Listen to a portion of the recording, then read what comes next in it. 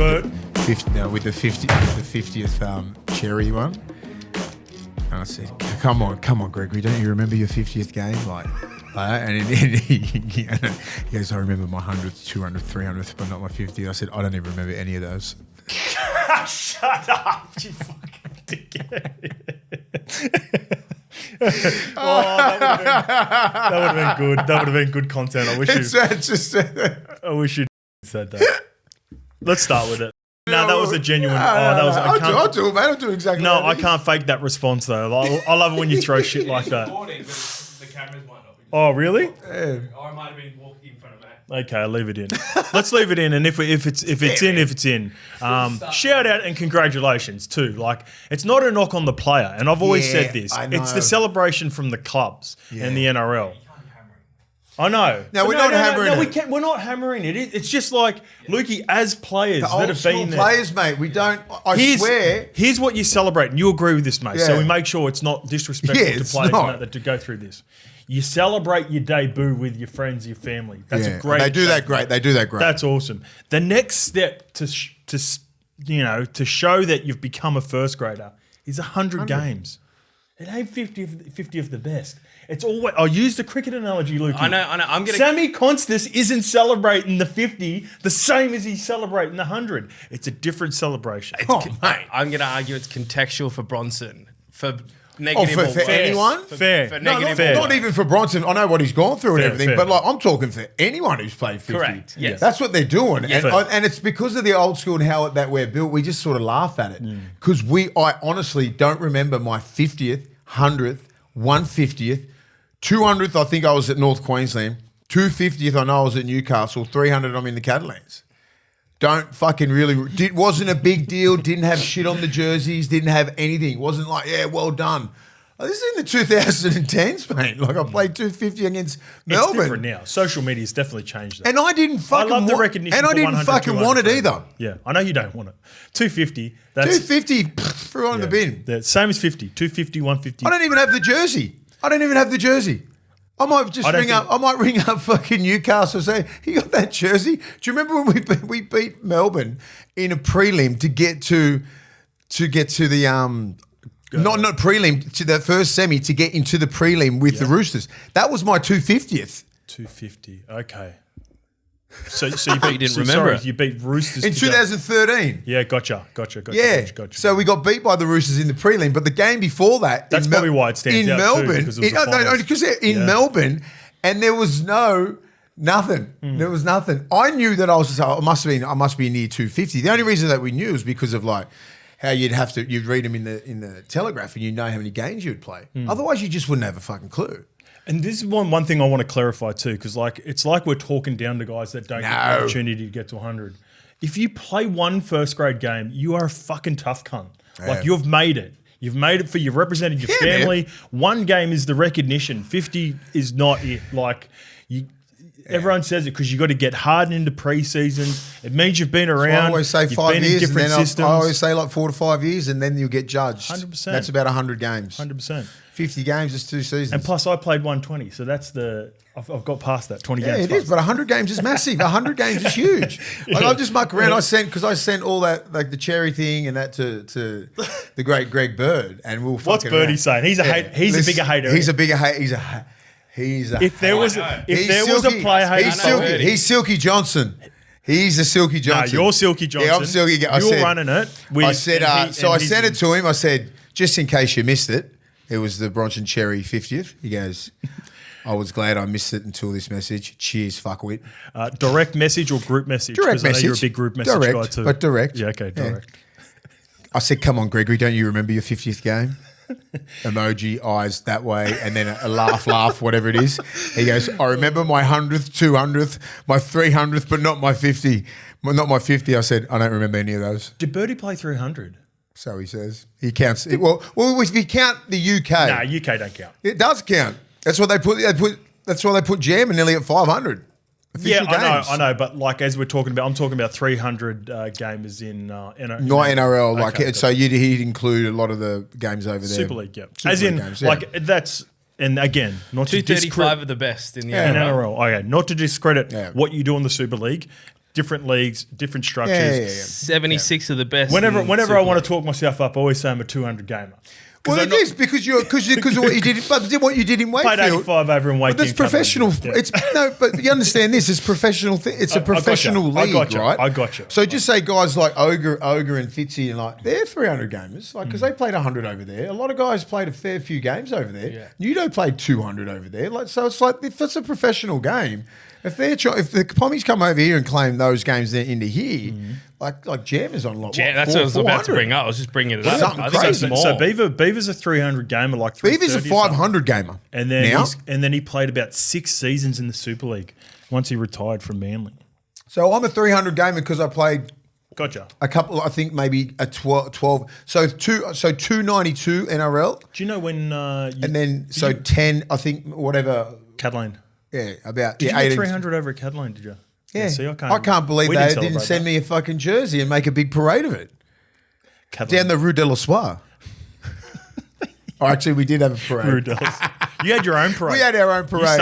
I told you boys, it's my 300. Let's go to Barcelona. You had a parade every week. Yeah. It was the build up to 300. You guys didn't know what was happening. He did the Dwayne Wade retirement where he went around the league. Yeah. I was going everywhere. Get celebrated by every club. That's why everywhere we went was just like my last game. I knew I was heading towards 300. Fuck, that's the best. Anyway, but no disrespect, No people. disrespect. No disrespect to anything, but the OGs like myself and there's a couple of real proper haters. I'm not even going to put them in there.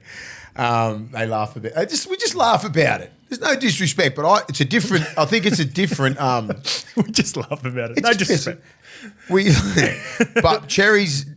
That's is a different bit story. different. 100% That's a different story. That's different. That's over 6 years. That's a 50 fucking games. grind for a It's 50. a grind to get back to where he is, and he's nearly, like if we didn't have such superstar centers, he'd be fucking up there. He's in contention, Yeah, yeah, he'd for be in sure. contention. Like I reckon he's thereabouts. I think Bradman Best would be next up, and then I think Sherry's the guy who's knocking on the door as well. Fuck, I reckon he's got Bradman Best. His mistakes that Bradman Best is having. At You the were moment. frothing Bradman Best last year. Yeah, I with the was decider. because he wasn't making any mistakes. But you always talk about Origin. This is what we're talking Yeah. about before, and this is where I felt like But we he got. wasn't doing it in club football. He wasn't doing anything. But how many times have you seen players, and the one that comes to mind all the time, I use this as an example. Yeah. You're fucking one of your OGs. Nate Yeah. might have not necessarily been playing well, and I'm not saying No, no, Nate Miles no, at Origin. I 100%. I'm just I'm with saying you. that sometimes club form Yeah. can be not going that great for players Because of the- but you step into the Yeah. arena and you know that he's they're proven it. he's one of those guys. That's my thing. Yeah, okay. That's my, he is that's that my guy. argument. I wouldn't care if they picked Bradman Best. Okay, because but you he's think a fucking Bronson's just- animal. Yep. Well, Bronson's just there. Yep. He wouldn't. If they weren't going to pick Trell or anything Yep. like that, they'd be picking Best because Okay. he carves at that level. Yeah. Carves. Yeah, that's fair. What was the other thing I was going to say just before it? Oh, it was about Origin. Anyway, we're going to get to Origin we'll teams. get to Origin. in a Be bit. interesting. There's a lot of good teams out there, isn't there? Me and you have gone completely different with our teams. We're Yeah. all over the shop. So Yeah. and I've highlighted the players that we'll get to in a bit. And I was just agonising over a selection. So I was talking through my teams with Kemper yesterday, and I just was driving home, and there was one player I just couldn't leave out, and I've ended up found a way to put him in my team, and I've got some reasons why. For New South Wales or Queensland? For New South Wales and Queensland, I got one from each actually. Mate, it's there's a couple in mind that I'm like, I just changed it just then. Yep. That's how fucking hard it is. Yep. Okay. All right. And We'll get to that in a still bit. get it wrong. All right. Let's get to a message from Tippity Top Oh, yeah. about the Ashes and the chat around the Northern Hemisphere. Appreciate the love for the Northern Hemisphere, lads. I want to shout out my fellow fans doing it tough in the south of England too. Always love going to London Broncos games and seeing Aussie expats in different NRL jerseys. Although London aren't having the best season, you can't beat chatting all things league over a pint with people who are just passionate. mate. We'll see you at Wembley, lads. I think because the London Broncos have a fucking really big following, right? Mm-hmm. But they've been out of Super League, In and out, and they're in in and and out. out, in Yep. and out. But they still have about 20,000, probably plus, of like proper fans in London. That's fuck London. You know, you've been in London. Yeah. London just pumps. My It last year, pumps. London were in the comp, and we Yeah. went down and played down. And you just London have- was my last ever game. London's a fucking vibe, mate. I London's love my it. last of No, the- even if the weather's not going to be that good, who gives a fuck? Put a jacket, a beanie on, fucking Bang, out there. That's what I love about England. You got a proper whole different dress code for when we get there. So fucking have some decent kit. Otherwise you'd be freezing. Fucking gloves and everything. It will be freezing.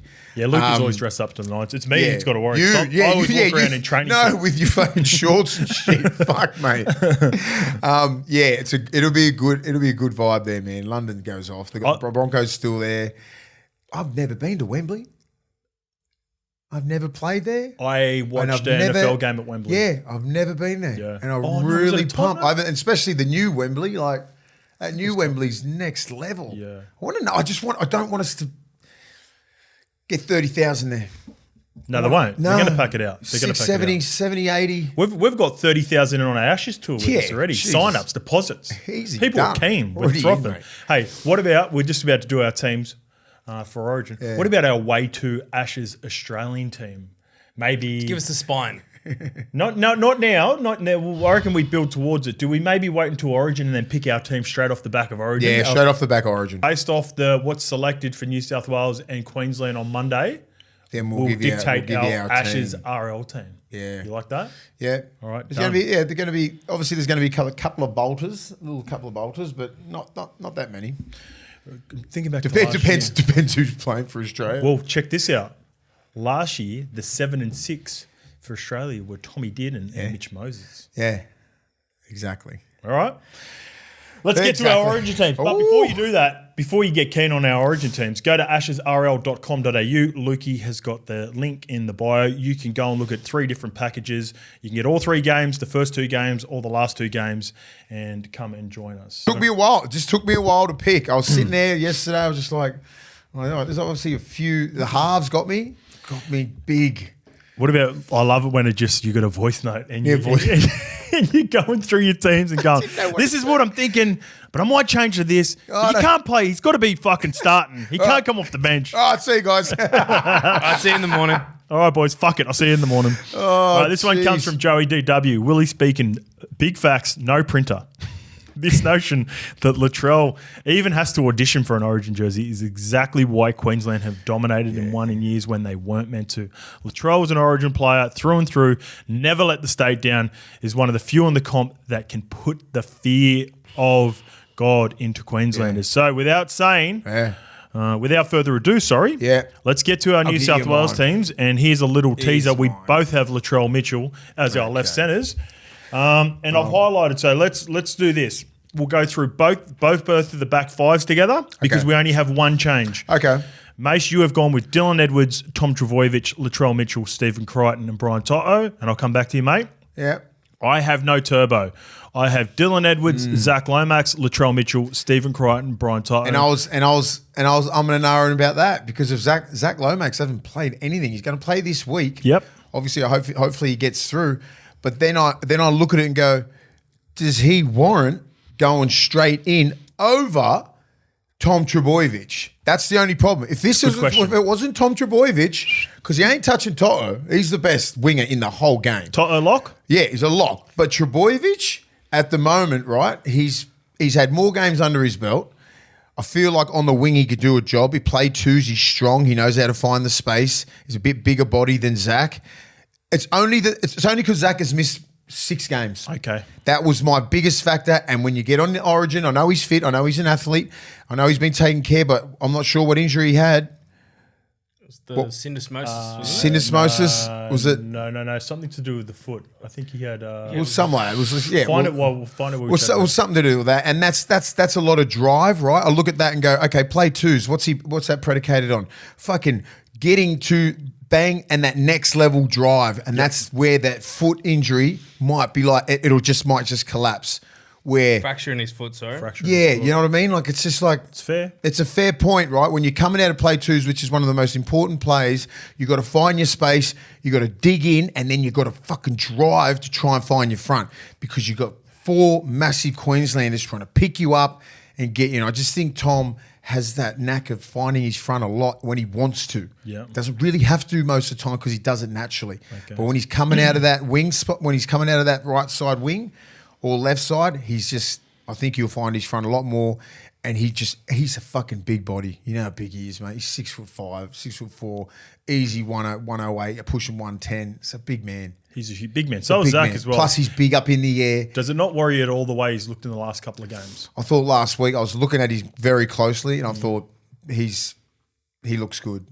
Does it look Tom Trbojevic 21? Everyone just compares to 2021. Yeah. I don't think he's ever going to fucking look like that. Nah, never again. Never again. But I'm looking at him. I'm like, okay. Well, when I saw him stride out, I saw him pass the ball a lot. I saw him do a couple of things. I'm like, that's him at that level. That's enough. Okay. All right. The reason I went Zach Lomax is because without even seeing Zach, I have a feeling the eye test this weekend is going to look better than Tom immediately. That's just because of the way Tom has looked in the last couple of years. Now, where I might get egg on my face, and I think you're correct in this, Mace, I think Turbo will be picked. And the thing that I worry about him not picking a guy like Turbo is going into the Pacific Championship last year, I thought there's no way they picked Turbo. He was arguably their best player for Australia. He was unreal. Yeah. I don't know what happened where he went from hobbling at the back end of the season. I know he had an extended break. We didn't think that he. I thought he would have went, I'm not playing that. 100%. So he had this extended break, which gave him an extra 4 to 5 weeks rest before the Pacific Championships, and he come out and blitzed them. And he made me look silly for not putting him in the team and telling him that he should have just been prioritising Manly and having a proper pre-season. Fair point. So this is again where I think there's a good chance I'm either going to be made to look right or wrong because I think Turbo gets picked. Yeah. I think everything that I'm hearing is I think that Turbo will be picked on the wing. So we will see. But I would have gone Zach Lomax and we'll see Zach tomorrow night. And I think with Turbo's knee, right? Just that one more week of the knee. Okay. Yeah. Yep, and then it just gets bigger and bigger. Okay. So if he gets through this week, and then he can just have that week off and then just do, all his rehab. And I just think by Origin, he'll be fucking primed. He's just got to get through this week. Here's one for you. That's all. Because Zach can cover a number of positions as well, I have a feeling they pick both. Zach's in the extended squad and Laurie might give Tom the eye test. It might be all the way through the week. And Tom's his priority selection and Zach's just hanging there in the 19 and 20 just in case. And if Tom gets through the week, then... Big time. You've got to have him in your 22, 23-man squad. Who's Zach? Zach, because first of all, you can play anywhere in the back five. Yep. And the chances are, something could happen. It's Origin. It's a soap opera. To any of these back fives. Yep. Toyo's just come back from injury. True. Latrell's fucking just come back from injury. Fair. Dylan Edwards has just come back from injury. Fair. There's a whole backline full of just fucking, they're nearly all busted. Yep. You'd almost just... Not saying that, but they've all come back from injury in the last 2 or 3 weeks. True. You've got to have Zach Lomax for cover, right? Oh, You're right. Mate, you fucking... Could help you at the Bulldogs because then that could don't you dare pick fucking Birdo at 18th man. To be released back to club and not be a part of the squad, which would be disappointing for Matty Burton because I know, like when you're around the Origin area, you want to be part of the. You just want to be part of the week. Yep. Because it's so like even though but it would suck in sometimes with Birdo because like he's played Origin. Yep. It's not like he's a young kid who's gone, okay, well this is what it looks like. He knows what it looks like. All right, let's get to arguably the most contested position of either team. Easily. It's the 7 and 6 for New South Wales and the three-way battle between Jerome Luai, Nathan Cleary and Mitch Moses. We both have Nathan as our 7. You have Jerome as your 6 and I have Mitchell Moses. Why Jerome, mate? Oh, because he was a top 3 player in the whole game last year in the Origin arena. Like he was agreed. He was this far off. If Crichton wasn't so dominant, he was going to get the Wally Lewis medal. That's how dominant. And arguably Mitch Moses was close and he played 2 games. Yeah. I just don't think, this is where New South Wales always come undone. You've got to pick and stick. And I know we're blessed with 3 great halves at the moment, right? Mitch Moses, I don't care about his injuries or anything like that. He just looks like he could just play Origin straight away. Yep. I just think they need to be loyal to Jerome Luai, mate. And I just think, and Nathan Cleary, and that's because of these two's combination. And I just don't think I want to fuck around and even try and do little things at training where Moses might have to be on the right side more or have to be on the left side more, where these two just go, boom, we know what we're doing, straight in. That's what it is. It's all about combinations. I know I could pick Moses in the side, but I'm like, why would I pick him a 6? He's not a natural 6. Even though the halves these days, like he can... you go each side and this and that. But like the way Cleary and Jerome Luai, that combination that they've had since they're 15, and at every single level, and then you throw Dylan Edwards in there. This is all a combination. Then you throw Liam Martin's little combination in there, who protects Cleary. Then you got Isaiah Yeo floating around. Yeah, Spencer Leniu floating. You still got that connection out there. That have played centers. Played together. Old Critter in the centres, you know what I mean? Like they come back together. It's like the old gang's back, you know. Toto's out there, you know. It's like they'll be feeling it. They'll be like, all right. So I understand that being a strength, but also a couple of years ago, people were saying that was a weakness, that it was too Penrith dominant. Yeah, but you know what I mean? All split up. Yeah. And now it's like That's it's true. like That's the true. fucking, it's like the what's names, the Avengers all back together. I like that. The Avengers are back I like together, that. and they're thinking that as well. Yeah, I get to play with my boy again. My boy's back. Critter and Toto fell on that one side. Like Luai and Cleary, they're back. And this is the only time they're ever going to play with each other for the rest of their careers. Who knows? It could be an activation in the clause, and we never. Who knows? Activate clause activated. Bang. We'll get to that later on. But yeah, that's the only reason. I don't think he deserves to be nowhere near dropped. And I know Moses played outstanding, and the problem is Nathan Cleary. Yeah, and here's one for you. He's the dude. I'll give a comp for you. This is where Queensland would never not change a halves that had done the job before, right? Nah. So here's a hypothetical that I'll throw at you. If during Queensland's run when they were so dominant, for whatever reason, JT had missed some time. Yeah. Before Cooper Cronk had established himself as an Origin player and ticked all the boxes, and it was, for whatever reason, in one series, Cooper Cronk and Darren Lockyer, the 7 and 6, and they win a series against New South Wales. Oh, you're saying hypothetical? Because this is hypothetical. Yeah. This is never happened. I was going to say, because he didn't miss a game. Exactly. So this is a hypothetical. JT misses it through injury.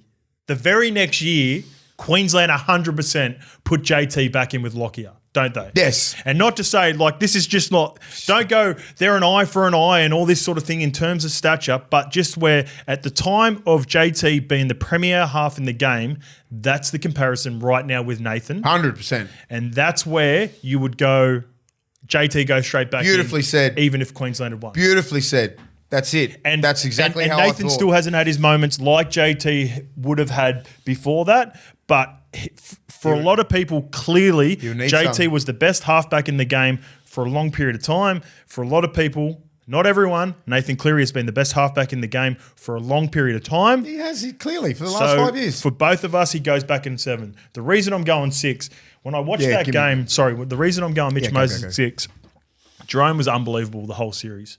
That Game 3 at Suncorp was one of the most brutal games I've ever seen. And Jerome was the player who broke it open. But before that, the game was played between the 20-metre lines. It was kick. It was a penalty to get him out of yardage was the difference. It was just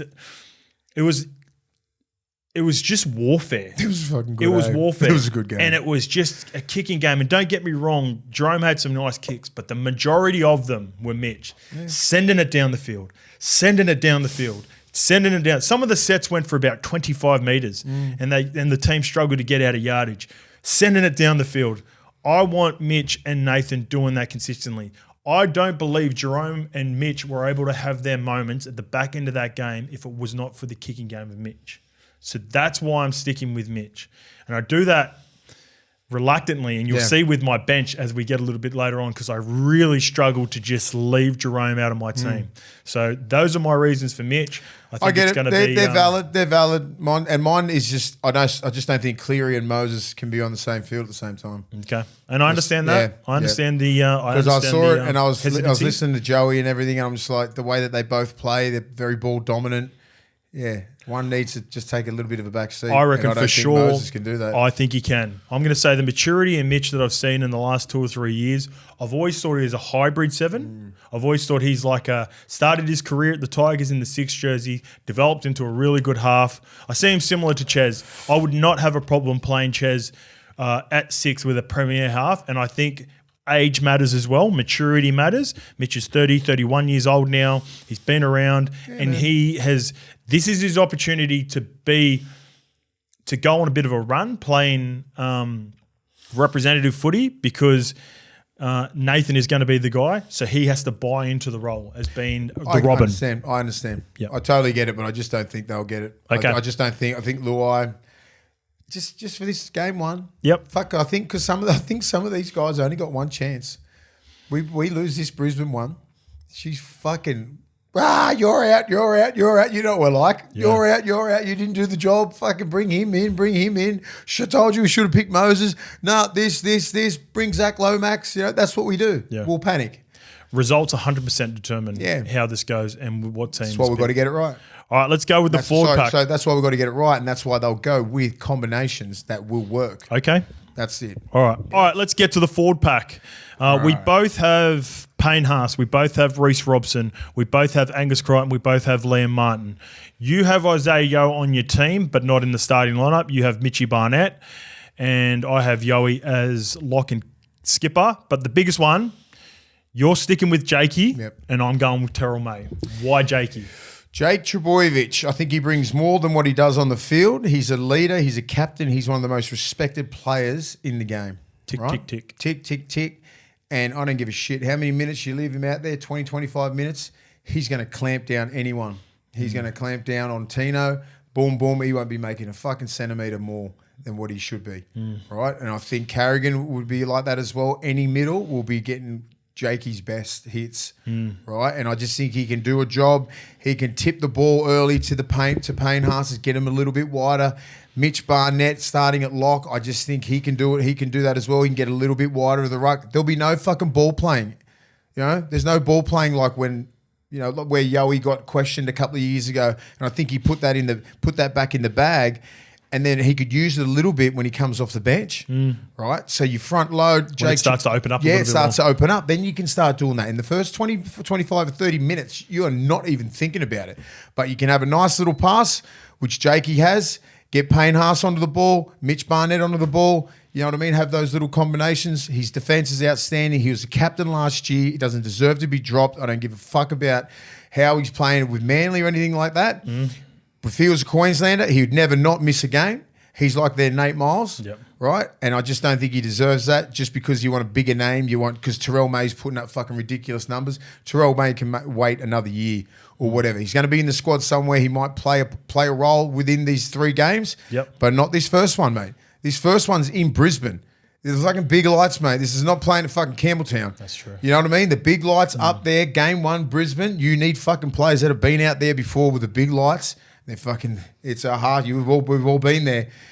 I've played there. You've been out on the field, Luke. You know what it's like. Luke, he knows what it's like. He knows what it's like. He's been out there. The energy as a fan, though. He knows. Yeah, you know. Had my And I need players that have been. I need players out there that have been out there. No, I'll say that. I need players that have played out there before, man. And Jake Trbojevic is that guy. There's no moments don't get to him.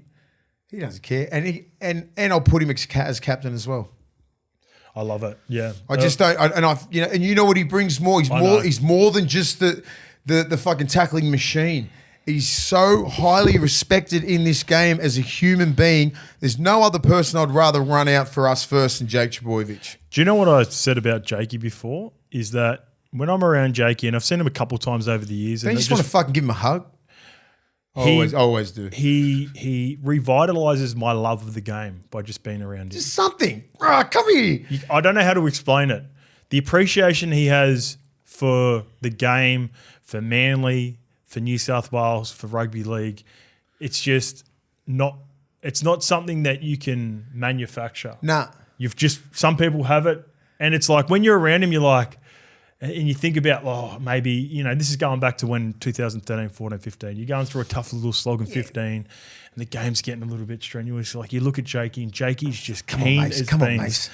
He's just one of those guys that's so infectious to be around, and I fully appreciate you putting him in the team. Yeah. And I'm glad you did because I don't. I've gone with Terrell May. And one more thing. I got to get his dad back because I met him in North Queensland. You know, when you're going for the shake, and he cut me off, but he got me in real hard, and he trumped you. He got me fucking half. So he must think I'm a weak fucker. I'm like, and I was so hell bent all day. I'm like, he fucking got me because he come in hard too. He go, "There you go, Mr." I said, "Here you go, Mr. Trbojevic." He come in, bang. Whooshka. Then he cut me off. I was like, "Fuck." At least he didn't give you the dead fish. No. He wasn't dead fish, but I come in hard too. But he snapped me off there. I was like, oh God, I've got to get him back. You had surgery. You got a fresh hand. You got a lot a of fresh hand now. I can come in hard. I'll wait till next season. I'll see you, Mr. Trebojevic. You coming in hard. Is it about getting him back or just reasserting yourself? Reasserting yourself as a fucking handshake. I pride myself on that, and he fucking got me. Like I was like, fuck. I had to walk away. And I told Jakey too. I said, oh, your old man got me. He goes, he does it all the time. He does it all the time. It's a fucking alpha thing. I said, I fucking know exactly what he's doing. Yeah, because you're an alpha as well. Oh, I said, he got me. I said, I'm going to get him back, Darren. We need to get this on. It'll be perfect timing. All right. No handshakes for me and Terrell May and his family, but I've gone Terrell May. I think the form at Clubland is undeniable. Yes, I understand Origin is a different level. Yes, I understand it's a different arena. I just think I think he'll mesh well with Payne.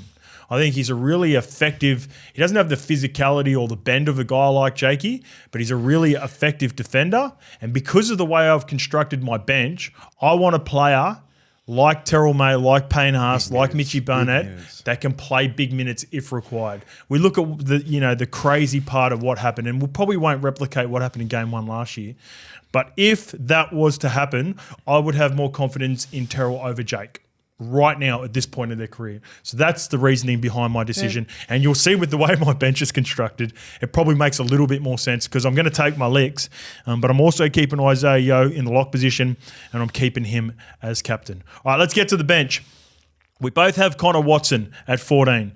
We both have Spencer Leniu on the bench. Because you've had the swap with Isaiah Yeo and Mitchy Barnett, we've talked about that. And that's the reason why I want to get more to the Mitch Barnett thing at 13 because of the fact that Origin isn't about the ball playing.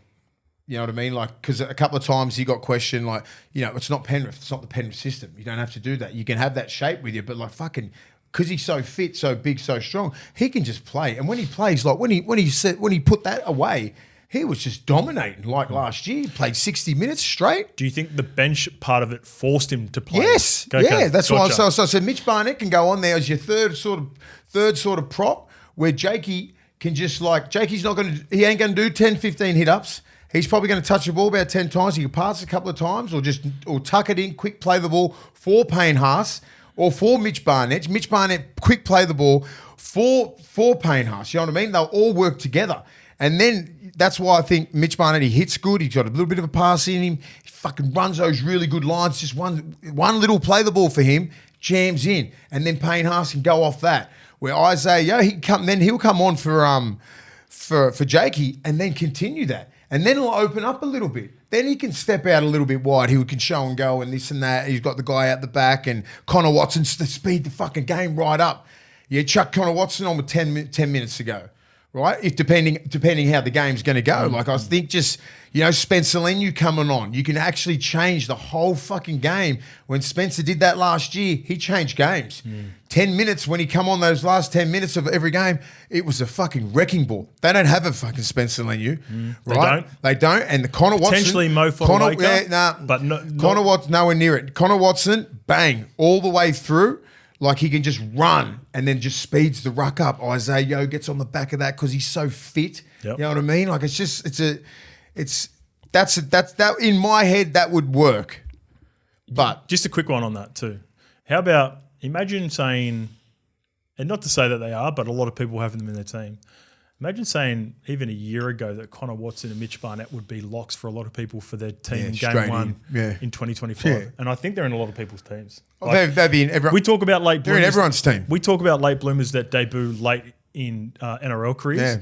But Mitchie and Connor are both like 20, post 28. Connor would be about 27, 28 now.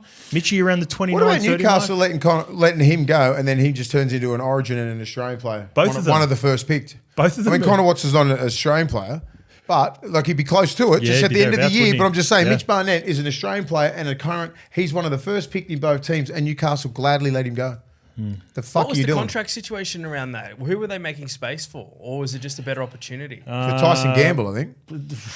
No? Just had to clear up a shitload of space. No, just And you know what? I've always loved Mitchy Barnett. You know, well, we've done this potty for a while now. I've been a huge Mitchy Barnett fan. There were times where he was erratic. I think he wasn't playing like this. You know who I give Webby a whole heap of credit. Yep. Like he was an edge back rower, middle hybrid, all over the shop. He's a middle now with the ability to go back out on the edge. And Webby has tempered his, because he used to have the erratic fucking stupid penalty. He's a crazy bastard too. Pass us one You as want well. one as well? Yeah. You want to crack one? Yeah, crack that shit. Long arms. Yeah, fair point. Yeah, I like Mitch Barnett. And Mitch Barnett, they didn't give him a proper position in Newcastle. The left edge, right edge, middle. Here's the middle, out and out middle. Yep. You know what I mean? All they had to do was put on about 5 kilos of his machine because he's too tough. Because he wants the ball all the time. In the middle, you can do that. Remember how excited he was when we were did our vlog over in New Zealand when we met him in the car park? And he Fucking legend, Mitch Barnett. He's a newy boy, mate. About the club then? We played him and no, he's just a good human. He's messaged me a couple of times. We've had a couple of and I didn't have a relationship with Mitchy apart from sort of, content stuff and then over time. But I remember playing him in 2015. He's down at Canberra at the time. He's just a product of Sticky. The typical back row. I wanted to bash everyone. He was ripping into killer. We had a few little words because I was like, you got to earn your stripes before you start going at killer. Jamie Lyon. Come at me. And Killer would be. Oh, Killer used to talk a bit of shit to me. But he's a bit rats. Because we both played at a high level, both of us. But I respected the shit out of him because he was a goer. Like that's what. and so I've always watched his career with interest over the years and always been a fan. But I thought that's interesting.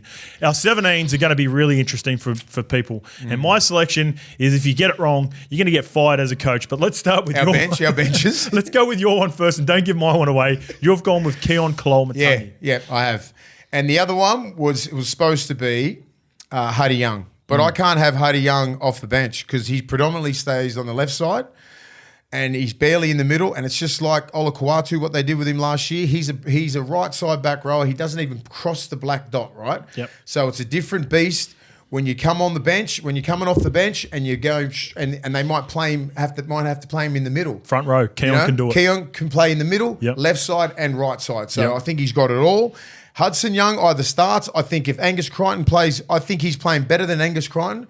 But Angus Crichton deserves that spot. Liam Martin's absolute fucking don't even mess with that dude. Yep. But Angus Crichton's under the pump. So if he doesn't play that good, and if we get done, and I think Huddy Young goes straight into that starting spot. I just can't have him off the bench because I think it'd just be a waste of time. Like you're not going to give him massive minutes and he's going to be in the middle where Keon can play in the middle easily. Get Payne Haas off, get Jakey off, move around. He can play lock, he can play back row, he can play anywhere.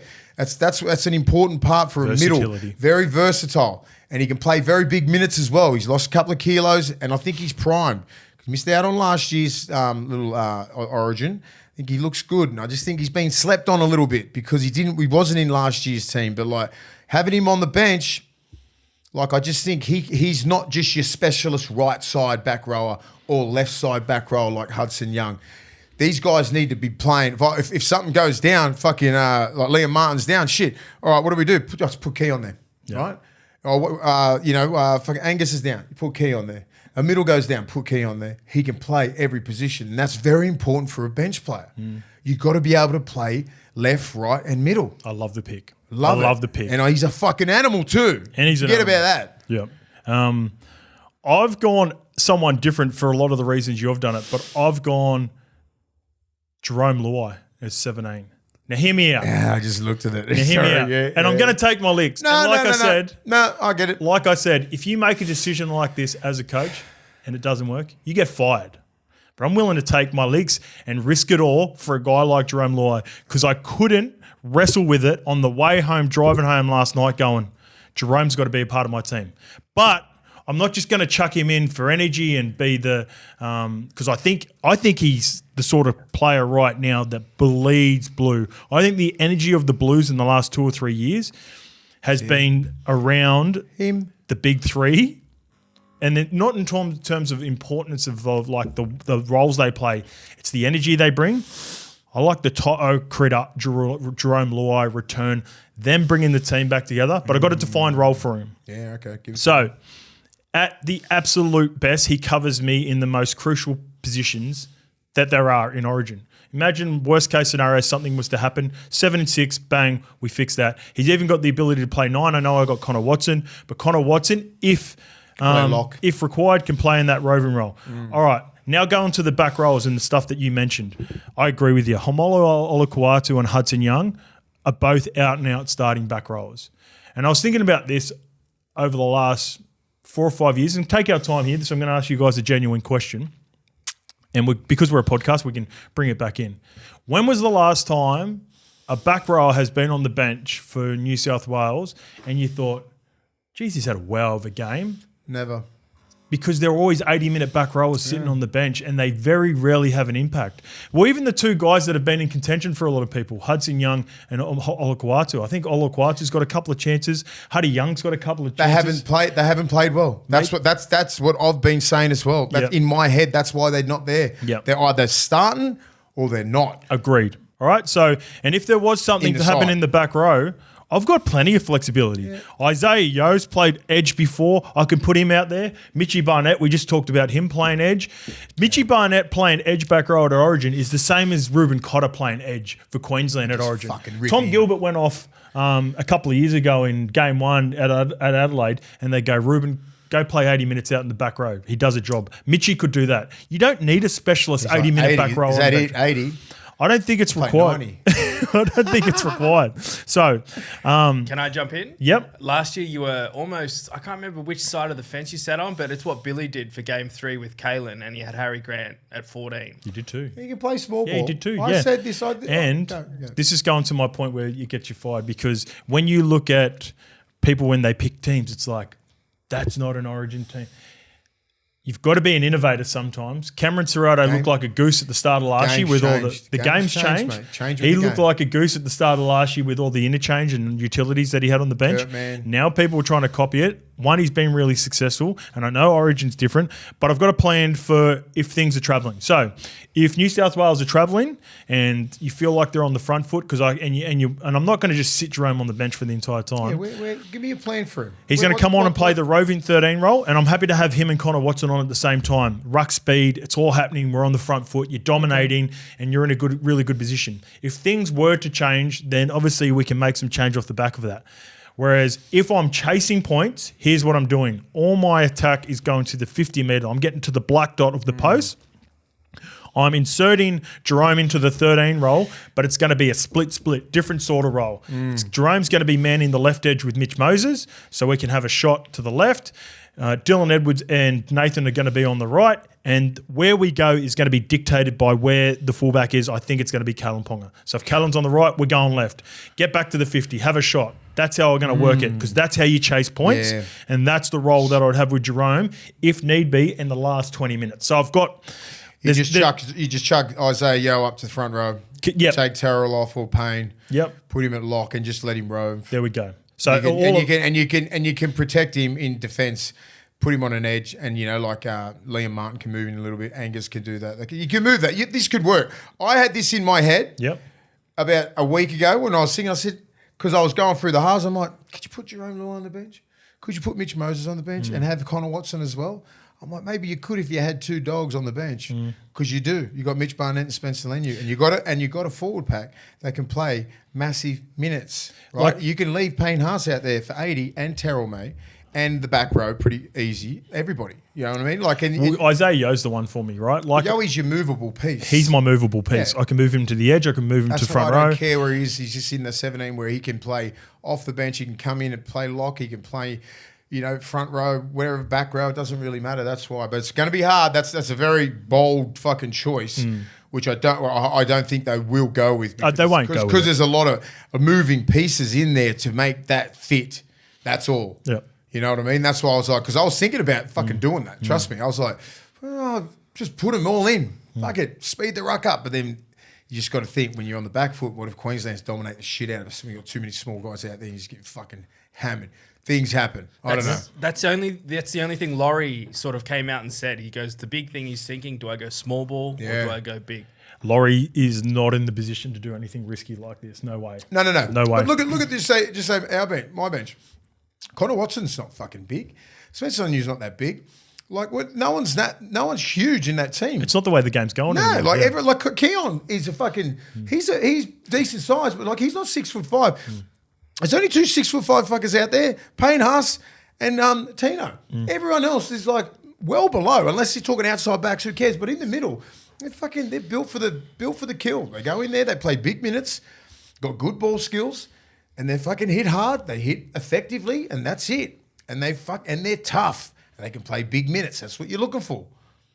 You know, it's hard. That's why everyone that I've picked in there, I know they can play Origin. I know they can handle it every single moment in the game. All right. That's why. Let's get to Queensland. I know you like speaking about Queensland. All right, let's go to the back five. We have the same back four, but we have a little slight difference on the wing. So you've gone Kalen Ponga, Xavier Coates, Val Holmes, Hamiso Toby Waifito, and Selwyn Cobbo. And I've got the same four up until Selwyn. I've gone with Murray Taulagi. Fucking good one. Yeah. I'd just rather...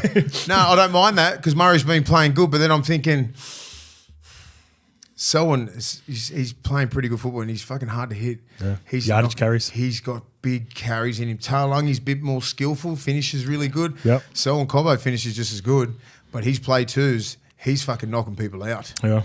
That's the only problem where I've got with Murray. Okay. Yeah, I love him. I love him as a talent. He's on the best. He's one of the best finishers if you can get to that point.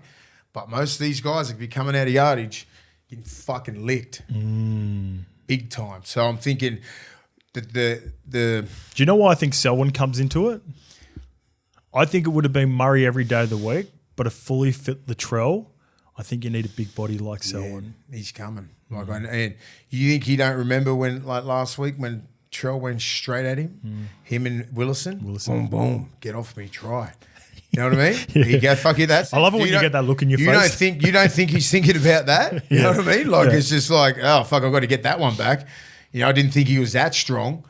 So Murray, I'd rather than pick Murray Taulagi than Selwyn Cobbo. Nah, I can understand that. Yeah. I can understand that. Just simply Murray's safe. Murray's safe as houses. And he's playing some really good football at the moment. But I think Murray's going to make the right defensive reads. He's going to catch the balls he should catch. He's going to, get in and work hard.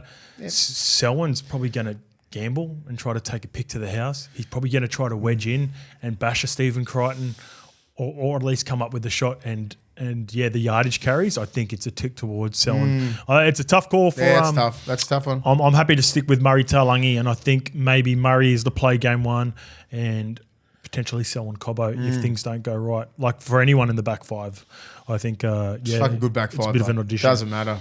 Like KP, Coates, Hammer, Val, Selwyn, or Taulagi. It's pretty good. All right, let's get to the halves because you've gone to change into the guard. Yeah. We both had the money man, and I had a chat to him, and then we'll cut to this, or I'll throw to this after we finish our teams. We both have the money man as our 6. You've gone to change into the guard. Yeah. Tommy Dearden is your 7, and I stuck with the skipper DCE. Yeah, I just think it's Tommy's time. I know he played 6 last year because money was out, right? And I think that was a blessing in disguise for DCE to get that 7 jersey back.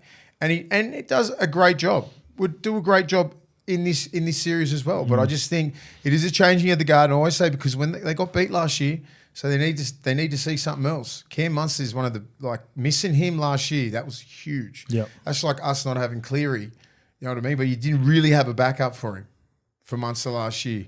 You know, like did do a job, but like there's no one dominates Munster. Yeah, no one dominates Origin like Munster. He scares the shit out of everyone, right? Because he just does stuff like that no one else can do. You know, and you're like, okay, well he's in the side now. Dearden's going to do his job. Dearden tackles good. He kicks good. He does everything good. You know, like he's a bit of a dog. He's built for Origin. And DCE, like if he doesn't get picked, mate, I don't think he's really going to be that worried. I mean, of course he'd want to play Origin, right? But then he's like, you know, played fucking 30 Origins. You know, I've captained it. I've done everything. Maybe it's a changing of the guard. And, of course, he'd want to go out a winner. Yeah. But not everyone else does. Not everyone can do that. But, like, he's, you know, I think it is a time for Dearden to take over that team as a 7. Okay. Do you think an indication that this could be on the cards with Tommy Dearden playing 7 for the Cowboys this week Is there some information being exchanged Actual? from Queensland? Is he? Tommy Dearden's playing 7. Jackson Purdue's been moved to 6. Oh wow! Did you know about that? No, I didn't. No. Well, there you go. They want to see They want to see how he goes at 7. Jake Clifford was. He was going all right. He was going okay, wasn't he? Like I thought, There, I found that as a there it strange- is. There it is. Yeah. But would fucking Todd Payton do that? How about Queensland? He ain't a He Queenslander. ain't a Queenslander. It's Canberra boy. New South Wales through and through. Anyway, Jeez. I don't know. How has he got to the? Maybe there's a few free 4Xs at the pub for him if he's able to. Well, so now here's my thing, right? If you are gonna make the shift from Dearden to half, why wouldn't you? And it's not like I don't know. I've got to watch back the last couple of games to the Cowboys because I didn't think Jay Clifford was that bad. No. Jay Clifford's been fucking probably one of their best. But Dearden would have been a part of the team regardless whether he plays. In my opinion, I think he's going to play 14. 7 or 14. Do you think it's more of a Purdue? What's Could his be, contract could be, situation? Purdue is available November 1. There you go. That could be a play part. Anyway, so you're going Tommy Dearden. I'm sticking with DCE. He's the skipper. I think this game will determine whether it is, in fact, DCE's last game. If they win, he goes on and he plays another week. He goes on to see if he can cement the series game 2. If they lose, then I think Billy will go with Tommy Dearden in game 2. Despite my friendship with him and all that, and you know how much I'm pro Ches, it wouldn't surprise me if they go Dearden. Yeah, do you think, and I don't think it's crazy that people were picking him. I know DCE started the year off pretty good, but his last couple of games, not even about form at Manly. Yeah, I know. It's more so a change. He's 35. It's a changing of the guard. He's fucking old. Yeah, and if they do go with Tommy Dearden, that's the right choice, right? It's like DCE's done it all. Like the results will determine if it's the right choice. You know, and DCE's not playing like lights out football at club level. But then that's the same. Which doesn't really fucking matter because you keep going back to the same argument. I with know. Jakey. I'm just saying, it doesn't make like, any sense. But what I'm saying different is, with the 7 in a fucking front rower. Jeez. Well, you got to kick good. You got to run the whole team. Jakey's just got to fucking hit people and just, it's different game. All right. So if JT was playing awful for North Queensland at the back end of his career, you wouldn't consider picking him. Like that's the example. Like that because he's been there and done that. Like, and I know what you're saying, and I agree with you in this sense, Mace. It wouldn't blow me away if he doesn't make it. And I think there's a chance. Like Tommy Dearden played really well for Queensland last year in a beaten series. I think him and Paddy Carrigan were arguably their best players with money out. He had a really good Pacific Championships, and I do think he's applying pressure. I'm just saying I would stick with DC for this one. But yeah, no surprises. And I wouldn't be surprised if they fucking picked DCE. the other only way because I know what Queensland's like. But then I know what Queensland's like when they lose. That's the thing. It's not a winning Origin side. Otherwise, I wouldn't even be questioning this fucking decision. You know what I mean? I'm like, DC did the job. Keep sticking with him. Put Ben Hunt in. All those players who did the job. That's what Queensland's known for. They're like, fuck, he could be playing the worst football of his life in clubland. Fucking straight in a Maroons jersey. And again, different human. And again, 2 weeks ago, Ches against Penrith was unreal. Recent memory, it was a bad performance on the weekend. We all seen it. It's like it's like dismissing the Tigers' form, like Jerome and Terrell May's form off the back of that Melbourne. You don't do it. When you're There's at a body of work. You've got to take into consideration a body of work. When you're at that level of a Cherry Evans, like the Cooper Cronks, the Lockiers, the GIs, and everything like that. Who gives a fuck about clubland? It's whether he can still do the job for you. And whether you want him to do the job for you or, like JT and all these sort of guys, this is what happens when you get to this status in the game. Yep. Right? Because there's elite players just nipping at the bud. And that's the difference, right? Like those players that I mentioned before were in that dream team. Fucking 8 in a row. No, they could have the worst games of their lives in clubland. Turn up, most dominant team in the world, right? But they're coming off a losing series. That's the only thing that might go against DCE. That's it. That's fair enough. That's it. All right, let's get to the forward pack. Exactly the same. We got it. Exactly the same. Full agreement. nice. The only thing we've agreed upon. Different positions, maybe? No, the same. I just mixed the numbers up. Different numbers, okay. Yeah. So Ruben Cotter and I just think Tino doesn't like 8. Okay. No. He does 10. You've got him at 8. He hates 8. Big guys hate 8. You didn't know which number he hated. No. I knew someone had it. I know he would hate 8 on his back. Okay. When I was playing, I'd play, give me 10. I'm not wearing 8. because I'm 6'5". Whereas, No, is that because because you could play both? Ogre would get 8 on Ogre because he's a round mate. It's like Lazarus. He's the one who picked. Lazo was a real chunk. Chief Harrigan was 10. You know what I mean? Like, that's in my head. Gotcha. Do you know what I mean? Yeah, so when gotcha. you look at all these big, like how Tino and that is, and Payne Haas, they fucking wear 10. All right, so you give Ruben. 8 makes you look fucking round. Ruben Cotter gets the snowman. I'm telling you. He gets the snowman. He's the snowman. He don't give a fuck what number he wears. All right, so we've all got the same pack. Ruben Cotter and Tino up front for Queensland. Harry Grant at hooker if fit and available when he plays this week. Harry going to play? Yeah, he'll play. He'll play. I don't think even if he does play this week, they'll still pick him. I think he should have a week off. No, and fucking just go play for Queensland. Oh, okay, gotcha. No. Well, you're risking hammy, soft tissue. Yeah, I wouldn't be risking it. Belly will. Back row. Belly's playing him 80. Belly, you pay him 80. If you're in New South Wales, you play Harry Grant 80. Don't give him a rest. Hey, Belly also needs to win for Melbourne. They're playing the Sharks. It's not like they're in the Picking position. your assistant coach, Laurie, I'm here. You picked the team for Laurie a couple of weeks ago as well. It's not like they've got the luxury in years past where they're sitting in 1 and 2 position. Melbourne is sitting about 4th or 5th at the moment. Good with that little garlic in that last week. It looked all right. If he could have another week off and just roll, he could roll straight in Origin. Tom Gilbert, Jeremiah and I, Paddy Carrigan, 11, 12, 13 for both of us. Bench is all over the shop now because of the changes. All right. Fuck, look at you. I didn't see yours. You fucking you. You've gone. All right, go. All right, you've gone with Kurt Mann as the 14. Yep. No DCE at all. No. So Kurt Mann, why Kurt Mann? Kurt Mann, I just think when I found out Ben Hunt wasn't playing, and so that threw me off. So I was thinking Ben Hunt would have been 14, and then I just would have kept them in the halves. And I was just like, well, who plays that role?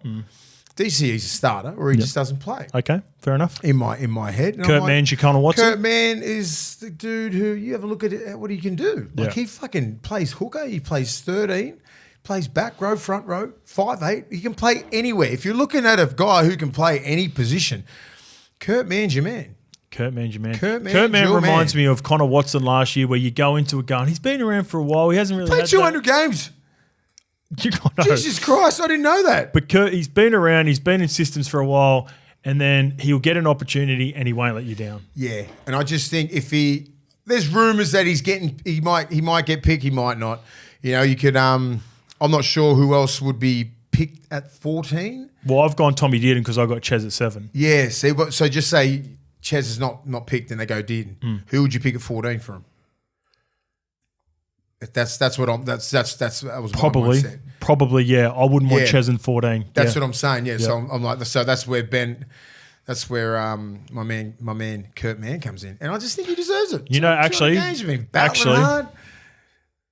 there's someone out there. I got my 17. So my number 17, which we'll get to in a little bit, would be my 14 if I was going with Dearden. Okay, I got that. Yeah. We'll get to that in a bit. I was thinking it's a little bit too small. We've both got Bo for more. And the other change is the front row coming off the bench. You've gone with Mo Fodawaker. I went with Corey Horsburgh. The bra? Did you go with the bra? I went the bra. Yeah, and I think because of Mo playing so good last year, played all 3 games, played big minutes, can fucking really handle it in the middle. I think he's really arrived last year, especially because he hit the scene around about 21, I think. Then he sort of didn't play for a little while, and then he got the call up last 150 games he played on the weekend. Yeah, it's fucking great work. And he plays big minutes, quality minutes, mate. It's not like he goes out there and plays 10, 15-minute stints. He's out there for nearly the first half if you want him. I think he deserves that spot. And, Corey Horsburgh, he wasn't there last year, and he still do a job for you, but I just think in Origin, Mo Fodawaker he's more direct. He's like very efficient in defence. He's safe with his offloads. He's got a little bit of a pass in him. Corey Horsburgh this year has showed me how tough he is, how durable he is as a player, but he shows me how erratic he can be. I know he'll put that away. That's fair. We spoke about this before. He can put it away in Origin because Billy will be like, "Don't you fucking dare throw these hand grenades out there." He's also the dude at Canberra. The Clint Newton hand grenade, just fucking throw it. Putrid offloads. Yeah, so I think he can put that away. Love you, Yuta.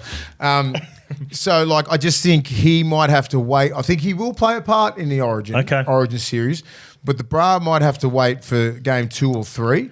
So I just think, Moe Fodawaker, Beau Fermor. I think Beau Fermor. I'm not sure whether they'll put Beau Fermor as a starter in front of Gilbert, but I just think I want Tom Gilbert out there because he reminds me of the Donsky, Luke O'Donnell. He's a fucking psycho. I reckon Gilbert. So I think he'll be on that left edge and just crushing. Yeah. So he'll be going against fucking the dog of all dogs, Liam Martin. So they'll be going at it. Yeah. Left and right. Oh, they've both been playing left, Jeremiah and I know, but I think Nanai will go back to the right. Nanai's a right side back row. Yeah, okay. So I think Gilbert will be playing there against Liam Martin. Gilbert and Munster did and Nanai on the right. Fucking great. Yeah. It's good. And let's talk about Nanai before we move on. Yeah, Nanai, fucking hell. He wasn't in my team 2 weeks ago. Wasn't in. Sorry, 3 weeks ago. Then he was on my bench 2 weeks ago, and now he's a starter for me. And I love that. Are you the same with that? 100%. He was nowhere near timeline, it. sorry. And I love that the resilience and the fucking balls to just swallow his pride and go, all right, I need to work on my game. I need to lose a couple of kilos and fucking get back to where I was. He's one of the best back rows in the world.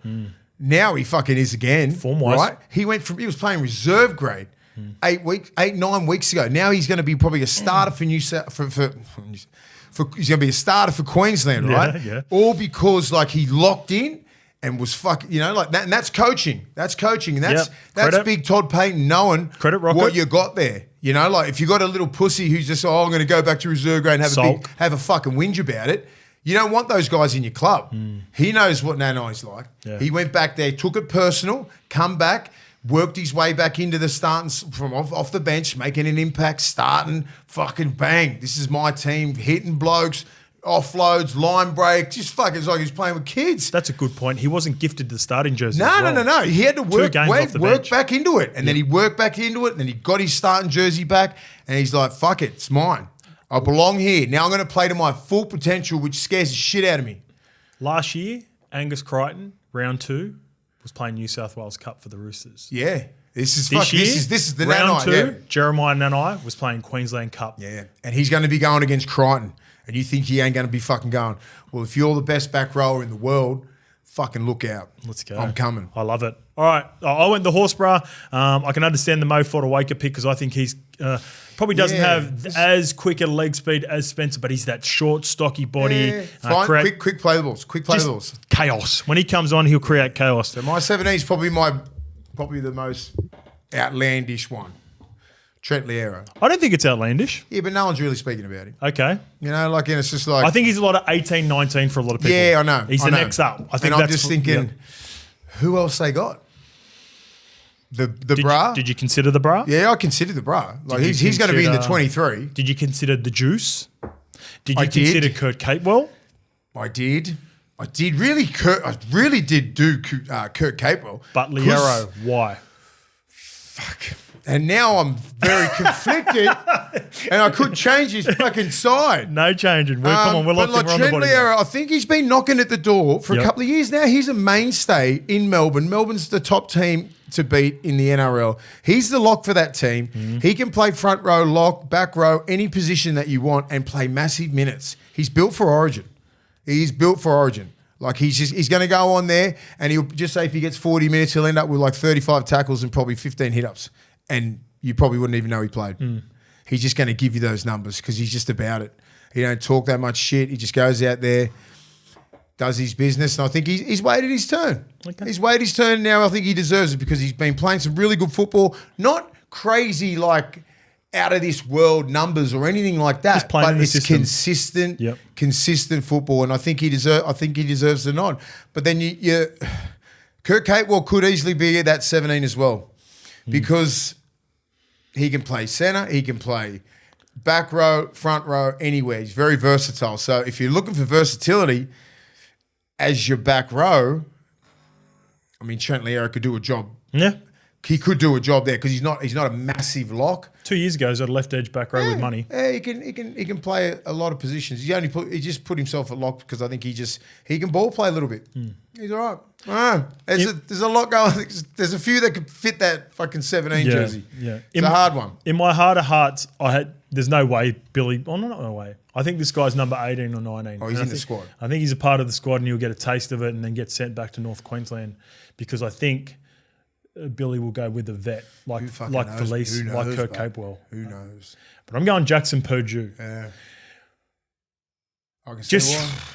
He just blows me away. And he's going to be a part of the arena. So why not, if there is some sort of change in the guard and you're going to get the juice out of one more guy and one more series of a guy like Daly Cherry Evans for me, that you blood Jackson Purdue to be around the squad with Tommy Dearden to eventually take over in the 7 and Purdue be that hybrid role player for him. Like I said, with the Jerome Luai pick, I don't think it will happen, but I think the way the game's going, I think we're more of a small ball game and he gives me cover for everyone. I don't necessarily have to find a defined role for Jackson Purdue. They can sort of play out. I can still do that same 50-50 split thing with Dearden, with Purdue, with Cherry Evans, with Munster, with Ponga. So his form in the last couple of weeks, I've just been watching him.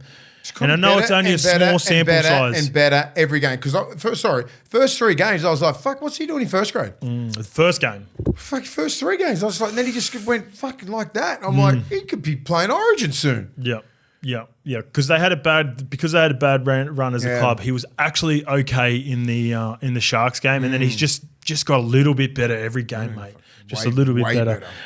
In my heart of hearts, I think it's going to be a forward, and he'll be 18th man. But I've gone with Jackson Purdue. So there you go. And I think you're right. They will go with a bit of a vet.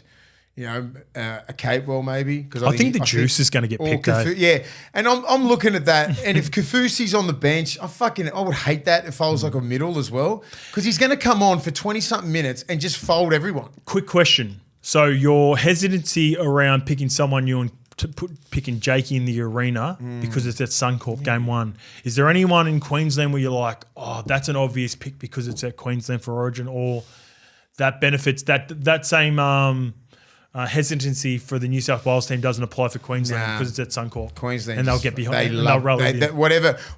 It's totally opposite. Like you could put an average sort of like a decent player who just goes to another level. Okay. Man. You know what I mean? Like where New South Wales, you get some young kids out there. You fucking sit out there. As I said, I told you before, when they make you run out first and sit you out there for about a minute and a half watching all their highlights and how many times they've won the fucking Origin. That really affected you. You bring that up all the time. Because they do it. You just got to run out, and I'll tell everyone, face the other way. Don't face that way because you could run out first of all and everything's going mad, and then and leave it out. Then they play their little thing. If you're not mentally strong enough, you just start getting into this. They just start. They play all things back from the 8 in a row and this and that. It's like it's mental warfare up there. I'll tell you who loves mental warfare at Suncorp Stadium. Our man Cam Munster. This episode with Cam Munster is brought to you by Athlete. All right, this weekly catch-up is brought to you by Athlete, the best in the business for recovery. And I know my man Munster has just been smashing his rig with Athlete products all year because he is looking the absolute Mickey at the moment. And by the way, before we introduce you or welcome you to this episode, Money, congratulations. You are part of the biggest scoreline in Melbourne Storm history, mate. When you think about that, seriously, and you think about all the good teams that Melbourne Storm have had, 64 blot against the Tigers on the weekend. Did you have any idea that you were in range of the record? And I know like the club pride themselves on knowing the history of the club. Were you aware at any point that, all right, we're close here and we might get the record of 64-0, or were you just in game mode? And welcome. Well, thanks for having me, Scapey boy. Mate, honestly, game mode. No one come out, not even a message from anyone. So, look, it was ideal to get 64-0 against the Tigers. The boys really turned it on at home. And this year we've been playing some really good footy. I think we've averaged almost 40 points a game when we played at home. So, Usually, previous years we've had a terrible record at home and we played really well away. So unfortunately, this year that's probably been the opposite. But yeah, no, we didn't really think about a whole heap of it. So yeah, look, it's ideal, but we can't be complacent this week. We got the big red hot Sharkies, but yeah, we looked back on it, reviewed it, and yeah, very special moment for myself and in the club, that's for sure. What a doozy, absolute doozy coming up against the Sharks, mate. And just before you go on everyone goes into an origin break, I'm going to ask you about selections at the back end. So there's a little teaser for everyone watching right now. But were you aware that Pappy was close to the individual record? Did anyone say anything? Like, I'd imagine you probably wouldn't want to spook a player when they're in that sort of mood as well. Did you have any idea that he was in range of breaking Matty Guy's record of 32 points and Pappy surpassing him with 34 at any point of the game?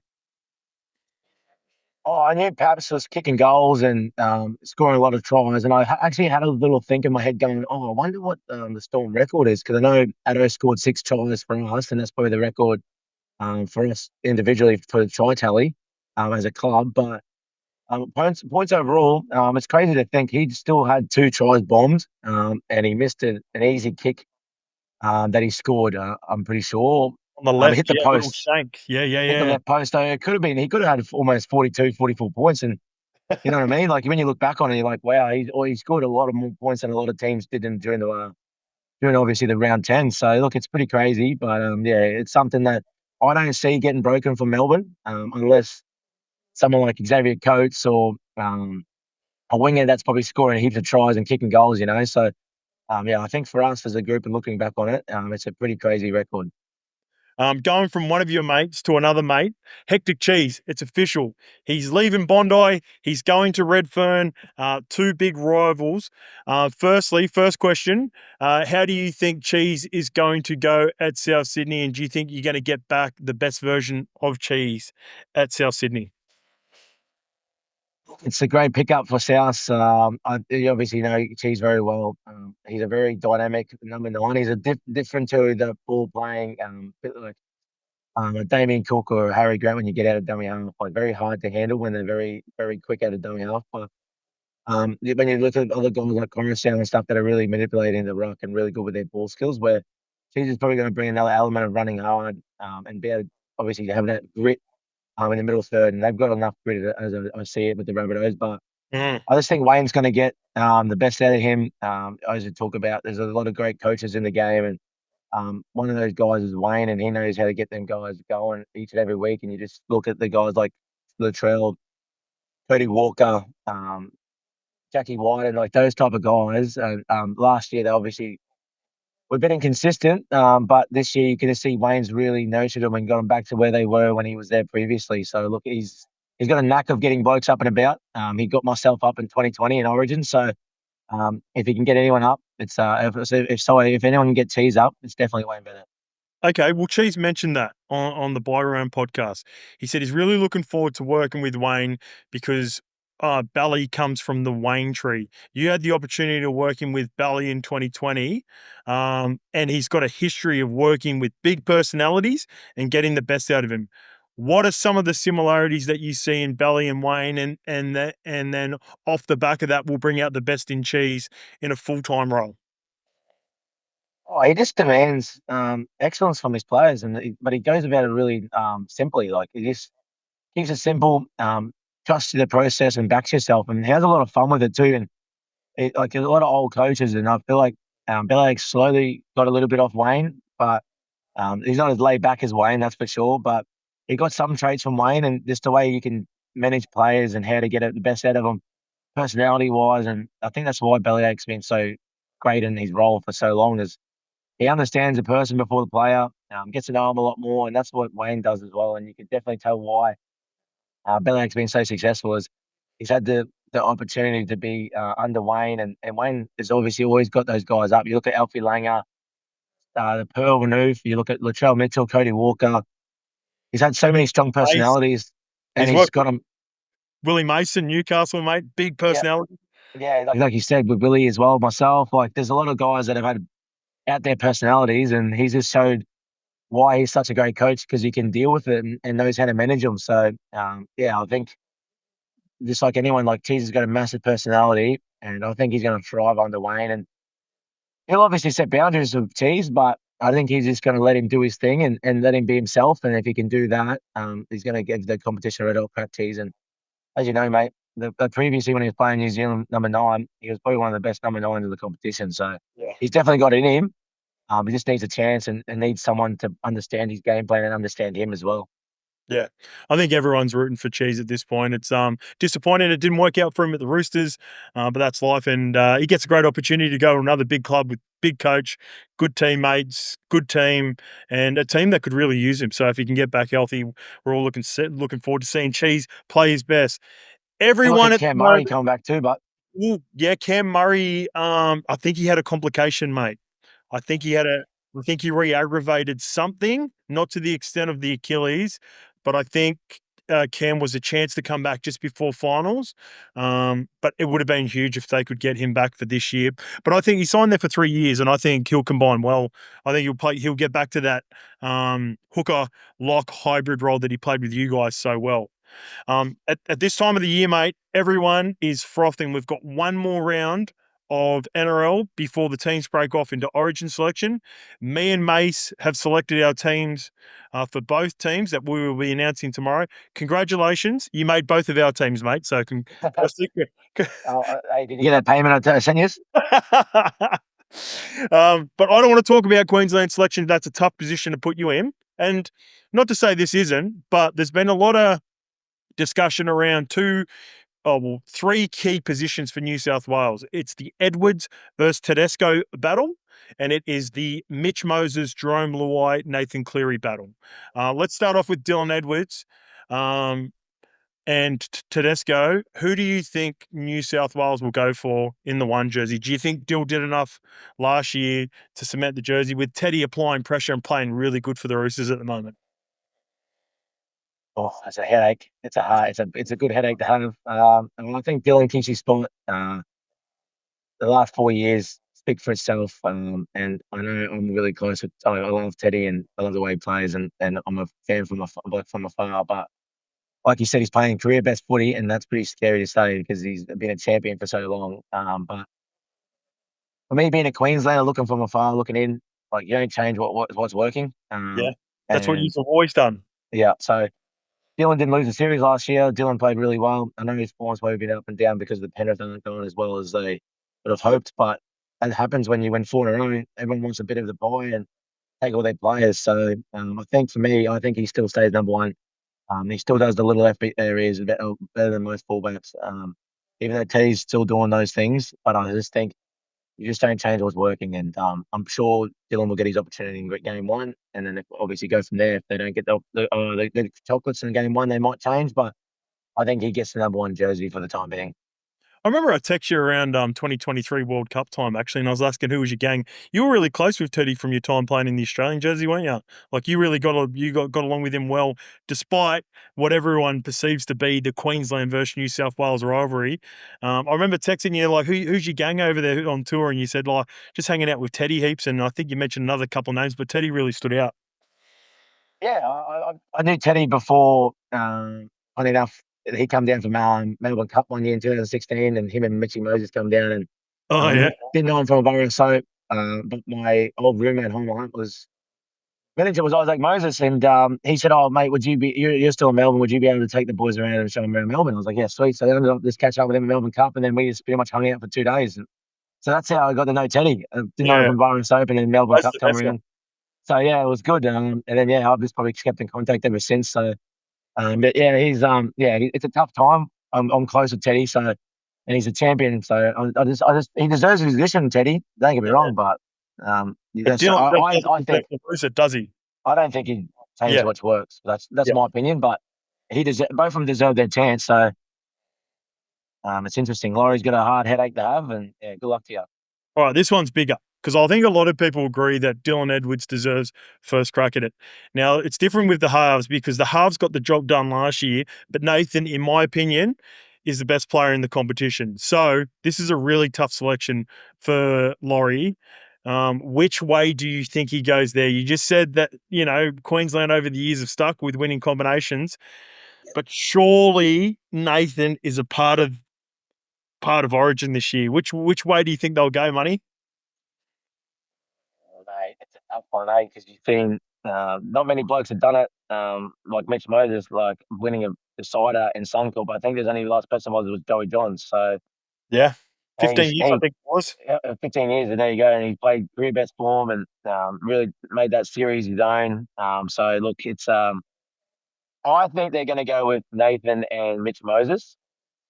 I think that's where they're going to go, but can't take nothing away from Jerome Luai. Like he knows Nathan better than anyone. And the last 4 years of premierships, like, and then you got to look at the way he's playing halfback. He's not playing 5'8" for the Tigers. He's playing a different role, and everyone's talking about his form and that. But Tigers are in the top 8.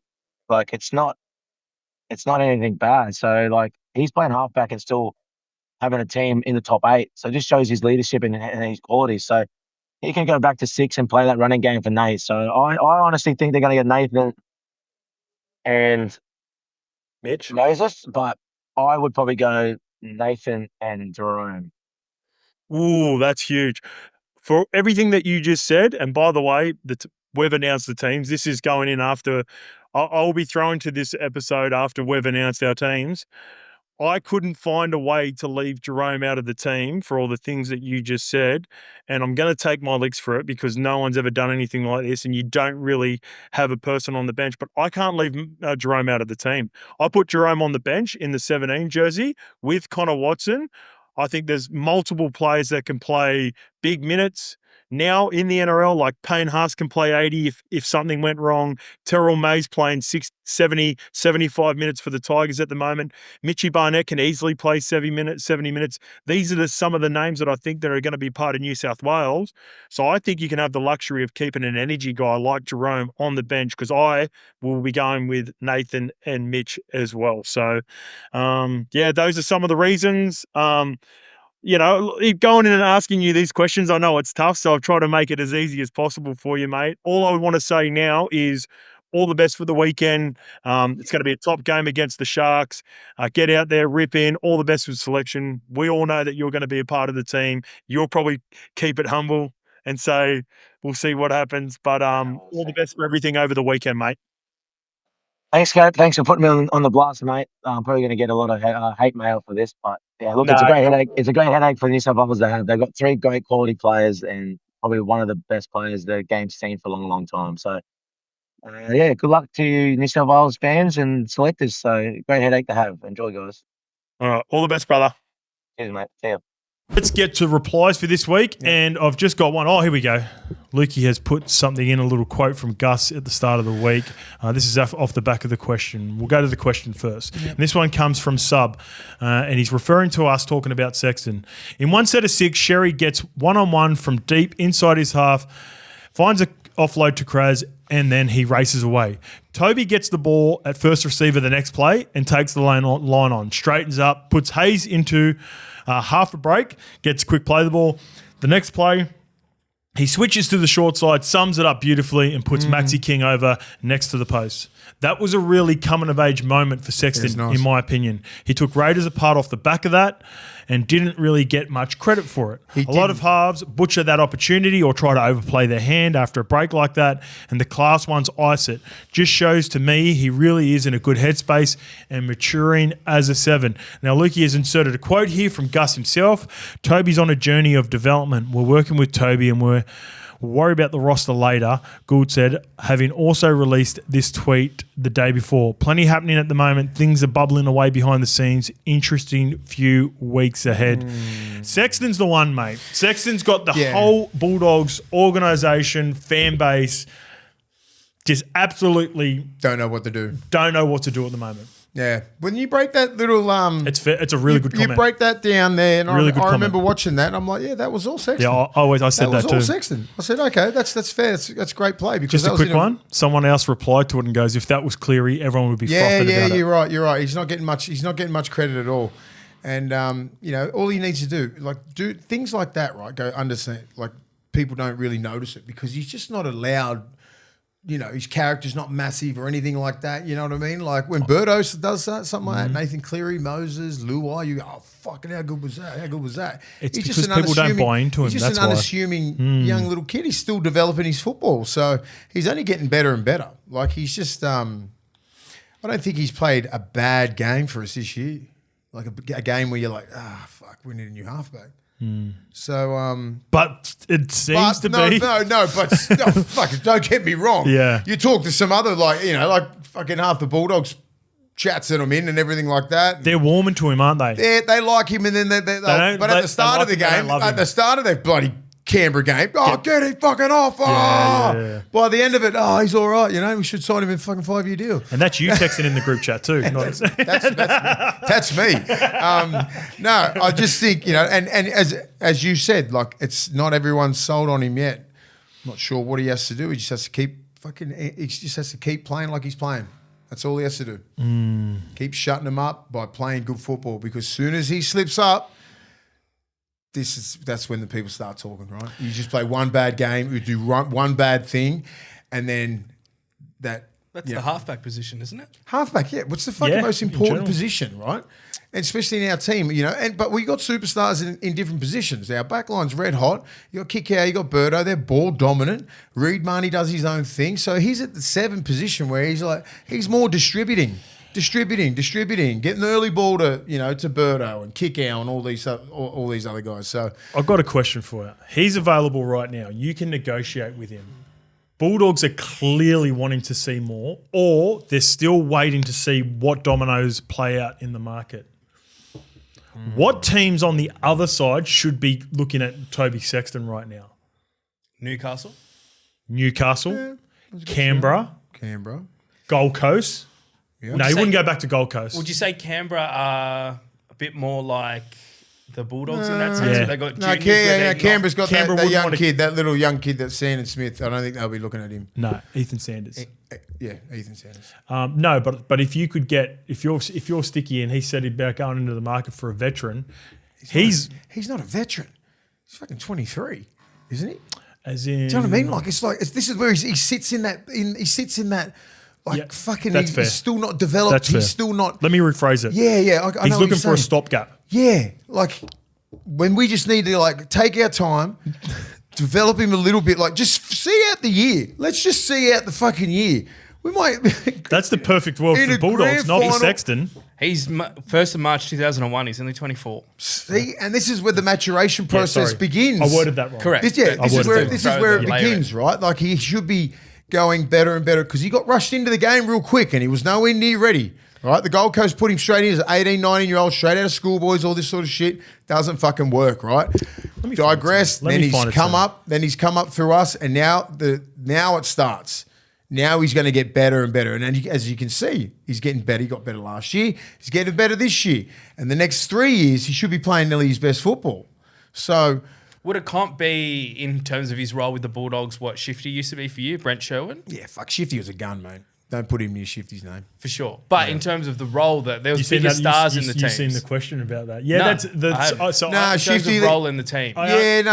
Shifty was he was a dominant player in our team, where Sexton's not the dominant player. Like we had Shifty and Braith and some really good halves there. Here's a question. Was Shifty always like that early on in his career? Yeah, or did he develop into Shifty was fucking gun. He's so underrated. Yeah. Shifty was one of the best halves. Shifty was one of the best halves to play the game. Mate, he's IQ and everything like that. He ran our team. It was up to him. The plays in that we had all the time would run off him and Braith. But just say our middles like Ogre and Roy and all that, they weren't the smartest blokes. Here's one for you. He'd be like, just fucking come under me, stay here, just run all these different lines. So he was the ultimate general on the field, mate. Even Joey was ringing him up, going, how do you do those fucking banana kicks and curl the back and all these shit? Had the best kicking game nearly of fucking all time. When Joey Johns is ringing you, when Joey's in his prime, to go, how do you do that kick? Well, fucking hell. So I had to tell Joey how to do it. Because I taught Shifty. Here's two teams for you. So Raiders obviously tossed up. West Tigers post Lockie Galvin with Jerome going back to 6. And the Cowboys, if you don't believe in Jake Clifford and you don't think Tommy Dearden is a 7. Yeah. With Toby Sexton. I'm just thinking, why? I know this is a big deal. We keep talking about Sexton, the deal's been on, the deal's been off, the deal's on, the deal's off. It's so someone's in the background who's fucking name we should not mention. You know what I mean? Like, what's he doing? You know what I mean? Like, for Sexton to be either nearly signed and then the deal's done, the deal's dropped, the deal's done, it's nearly on. So someone's in the background, and so we don't know what to do until he makes a decision. So he makes a decision. Sexton will make our decision on Sexton. I think that's how it's working. If you're in Sexton, is that disrespectful? Or Yeah, fuck you no. just play your role? Well, yes and no, because it just depends who that player is. You know if I'm Sexton, He ain't a role player. You know if I'm Sexton, I'm waiting in his management. I'm fucking as soon as they bit announce who angry. the coaches are, I'm trying to figure out a deal for Perth. But you've got to say, so just say, well, you just signed a 2-year deal, don't you? If you're Sexton, 2-year deal, and then you go, all right, Then that's when then he's going to go to New Guinea. Well, that's when the 1-year deal at Canberra is way more appealing to Sexton. 1 year stopgap, Perth 3 So year when does multi. Perth comes in 28, doesn't it? 27. 27? 27. You've only got one more season. November Everyone 1, can start they talking can to go after players. Yeah, That's why they need to get their coach sorted pretty quickly. yeah. ASAP Rocky. Can we do podcasts and be head coaches? So that this would be this would be very Shout out JJ this would be very interesting for Sexton, right? Because I didn't know. I thought it was 2028. 2028's PNG. No, they're both coming. Oh, so they're both coming in. Okay, No, they're okay. not. No, 27 Perth, 28 Yeah. PNG. Okay, sorry. Chat GPT didn't work then. That's just Luke. That's just Lukey's brain.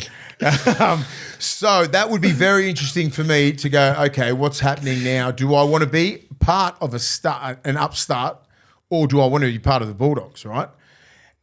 Or do I just be patient with the Bulldog system, keep playing fucking great football and let it just take its course, right?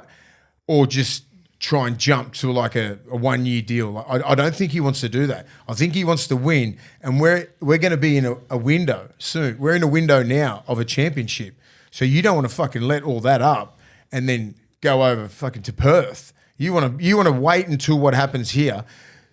Get it all sorted, sign a 3-year deal, and then I think his best football is ahead of him. I think he would love to sign a 3-year deal. I know, but it's the commitment from the Bulldogs. Obviously something is going on Yeah, of in course. the background, and I don't even fucking know, but there's some decent halves on the market, isn't there? You don't even have to be a part of the Bulldogs to figure out how you just it's all don't. dominated. That's what I'm saying. So Yeah. we don't even fucking know, right? We're in a championship window now. Are we short of a half? Yeah.